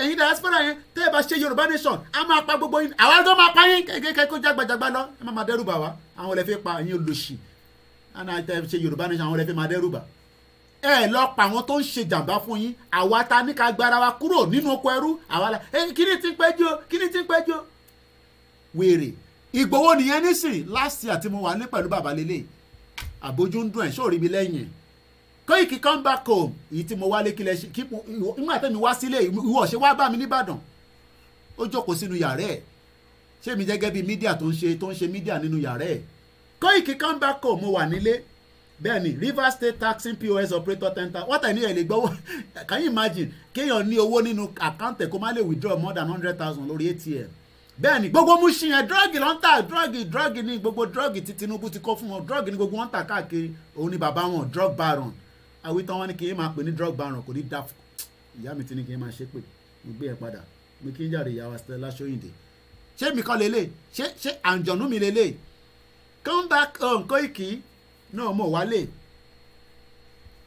àwítán àníṣe ẹ lè dárín èmi àti Ìgbòho àárín yẹn ẹ lè dàrú irọ́ lẹ pa àjọ èmi àti Ìgbòho alẹ̀ pani mo sọ fún yín pé loyalty mi Ìgbòho ni kíní kàn mí pẹ̀lú pé kíní ìyẹn tẹ̀ bínú ó fẹ́ lára ẹ̀ lórí mo ya blọ́ọ̀kì wèrè dànù no one South Africa I'm sure a tún máa jí wò báyìí ẹ lè má wò mí ẹ gbọ́dọ̀ wò mí ẹ gbọ́dọ̀ wá gbọ́ nǹkan tí mo fẹ́ sọ ni ẹ gbọ́dọ̀ gbọ́n tí mo fẹ́ sọ ni kò dẹ̀ tí sàgbẹnusọ mi kò sẹ́ni tó lè sọ̀rọ̀ on behalf of Ìgbòho èèyàn kankan bá Ìgbòho sọ̀rọ̀ yàtọ̀ èmi sì lágbẹnusọ ẹ̀ ó ní kí n máa sọ fún yín ní gbogbo ìgbà tẹ̀délẹ̀ ni but for now èmi lágbẹnusọ Ìgbòho kò tí lágbẹnusọ mi ìtìbádẹ̀ sọ nìkan ní labẹ́gẹ́ àwọn wèrè à ń sọ pé ká kúrò Koiki etí ń péjọ a máa pa gbogbo yín ni àwa gan máa pa yín dànù ẹ lọ pa àwọn politician tó ń jí owó yín ṣé Ìgbòho ló ń jí owó Nàìjíríà ṣé Ìgbòho ló ń jí owó Nàìjíríà ẹ̀yàn máa lè ṣé Ìgbòho ló ń jí owó Nàìjíríà ọwọ́ Ìgbòho lọ́kọ́wọ́ Nàìjíríà lé lọ́wọ́ mad people all over the place POS lẹ́ máa ṣe gbẹ̀yìn tẹ́ ẹ bá jẹ́ ká kúrò ní Nàìjíríà ẹ rò pé Ìgbòho á máa jayé ẹ lọ Ìgbòho á máa jayé ẹ lọ èmi náà máa jayé mi lọ ẹ tó bá dẹ̀ lè japa ẹ tó bá dẹ̀ lè japa ẹ wà ní Nàìjíríà ìlú wèrè ẹ má bínú àwọn èèyàn tẹ̀ ti pè ẹ jẹ́ ń pe grandma padà ẹ jà gbọ́ interview yẹn lẹ́ẹ̀kan sí wàhálà tí mò ń fà lórí ọ̀rọ̀ àwọn fúlàní ẹ̀sìn yẹn mo rí pé wọ́n ti fẹ́ kó sílùú bọ̀. wọ́n ti fẹ́ tó ṣèlú bọ̀. láti mọ fi ba orúkọ mi jẹ́ kó lè irọ́ lọ́pàá wọlé ba orúkọ mi jẹ́ bàbá. irọ́ ni wọ́n dẹ̀ pa. irọ́ lẹ pa. gbogbo ìtàn gbogbo táwọn olóṣèlú ń dá lórí ọ̀rọ̀ mi yẹn irọ́ ni wọ́n pa. gbogbo ohun tí Fẹ́mi Òdòdó àbí mi mọ́kùnrin yẹn náà òjòdú yẹn àbójòdú ni wọ́n pè mi ò ní kankan pẹ̀lú ẹ̀ mi ò mọ́rí so gbogbo ohun tó lọ́hùn yẹn irọ́ ni wọ́n pa àfi tí gbogbo Fúlàní ẹ̀sìn tó ń pa àwọn fámìlì mi tó bá kò lórí ilẹ̀ bàbá wa ẹ kúrò lórí ilẹ̀ bàbá wa. èmi àti òun tó níjà kò dẹ̀ sí olóṣèlú kankan tó lè fẹ́ mi lówó lórí nǹkan tó kí ni owó rẹ fẹ́ fún owó wo lẹ fẹ́ fún Ìgbòho ẹ̀yin wèrè a ní ká ní sùúrù kí wọ́n fún wa ní time tá a máa fi jáde ọ̀nà tí ń pẹ́ jù ẹ wà nù Nàìjíríà for 62 years ẹ lọ làgò mọ́ wọn lórí ẹ sọkúta lé àwọn olóṣì politician yín tó sọ gbogbo yín di ẹran adilẹ̀ tí gbogbo yín wá tí à ń jẹ nínú ilẹ̀ nísìn inú ilẹ̀ tí kò bá ń ṣe diaspora ni ọ̀pọ̀lọpọ̀ yẹn á ti kú dànù gbogbo ẹnu mo fi sọ diaspora ló ń survive gbogbo Nàìjíríà kódà Adésínà ìyẹn African Development President ó sọ pé Morocco àti Nàìjíríà ló ń send owó jù sí gbogbo Africa àwa àti Morocco ní number 1 Nàìjíríà ní number 2 kí ló dé ta fi ń send owó wá sílé kẹ má bàa kú náà kọ́ ni àwítán wọn ni kíní ti ń pẹ́ jù àní dúró àlè gbọ́n kankan mọ́ bàbá Akíntóyè mọ nǹkan tó ń sọ àwọn máa lè lọ làgò mọ́ Tinubu lórí bàbá Akíntóyè lè fẹ́ làgò mọ́ lórí Tinubu ló ń kó yín lọ sínú parun again nísìn ó ti wá negotiate ní UK again rí kankan ṣe sí yẹn wọ́n ní bàbá Akíntóyè kò ní template o bàbá yẹn ò ní template àmọ́ ibi tó ń kó wa lọ wèrè people àtàwọn ẹ̀gbọ́n àtàwọn sisters mad people all over the place. mo ń ṣe torí mi ò gbogbo jọ́tẹ̀mí àti èmi àtàwọn Fúlàní ajínigbé tí wọ́n ti ń já àwọn bàbá mi gbé láti ìjọ mẹ́ta yìí tí ẹ bá yẹ pé mo lọbẹ tọ́lọ́run fún mi ṣe láti lọbẹ ìjọba kankan ọ̀rọ̀ àwọn pípọ̀ yẹn lọ́wọ́ náà àwọn ọ̀sẹ̀ mọ́ pa wọ́n bẹ̀. ó kúrò inú àgbàlá ẹ̀ láti ṣe interview ó jókòó sí bẹ́ẹ̀ nísìn pẹ̀lú gbogbo ìnira tó ń rí níbẹ̀ kò kíá ẹ fẹ́ frustrate kò kíá ó ní kẹ́yìn ọmọ Yorùbá lọ máa múra sílẹ̀ kí Àgbẹ̀kọ̀yà lọ múra sílẹ̀ kí ọlẹ́dẹ̀ lọ múra sílẹ̀ ìyálọ́jà lọ múra sílẹ̀ ọmọ onímọ́tò múra sílẹ̀ àní ká gbára wa sílẹ̀ kí a lè ní àlàáfíà ká ní orílẹ̀-èdè ìtọ́ fẹ́ nìyẹn wọ́n ní kò mọ tó ń sọ wọ́n ní ojókòó wọ́n ní kọ́ níwọ̀n fún amnesty asylum ló claim àwọn wèrè terrorist dẹ̀ ń pa yín ó ń jí gbé lójoojúmọ́ economy zero gbogbo debt tó wà lórí Nàìjíríà nísìn 62 trillion naira the poverty capital of the world mo kí gbogbo ẹ̀yin oríṣiríṣi ẹgbẹ́ ẹni àmọ́ táwọn ẹgbẹ́ yẹn ń ṣe o àmọ́ tó ń ṣe o àmọ́ tí bàbá Akíntóyè ń ṣe o bàbá Akíntóyè àmọ́ bí tó ń kọ́ wa lọ ibo ló ń kọ́ yín lọ ẹ sọ bí tí Tinubu ń kọ́ yín lọ ẹ̀yin wèrè ẹ sọ bí Tàtíkù ń kọ́ yín lọ àti Peter Obi àti Sowore.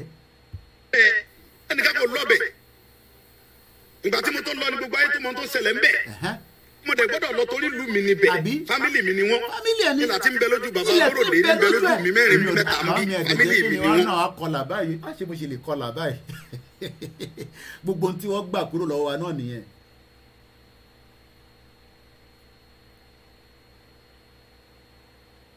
kí ni ẹni yìí sọ pé Koiki you side one side while Yorùbá nation is nobody kí lẹ mí báyìí ẹ tún phrase yẹn kọ àbí ẹ fẹ́ kí n ká gbàsí fúnra wa láàárọ̀ yìí kí lẹ mí báyìí Koiki you side one side ẹ bá mi rephrase ẹ kí lè mọ orí èsì tí mo fẹ́ fún yín Azeez Adéọ̀ṣun kí lẹ mí báyìí that ẹ jẹ́ mọ̀ntẹ́ máa comment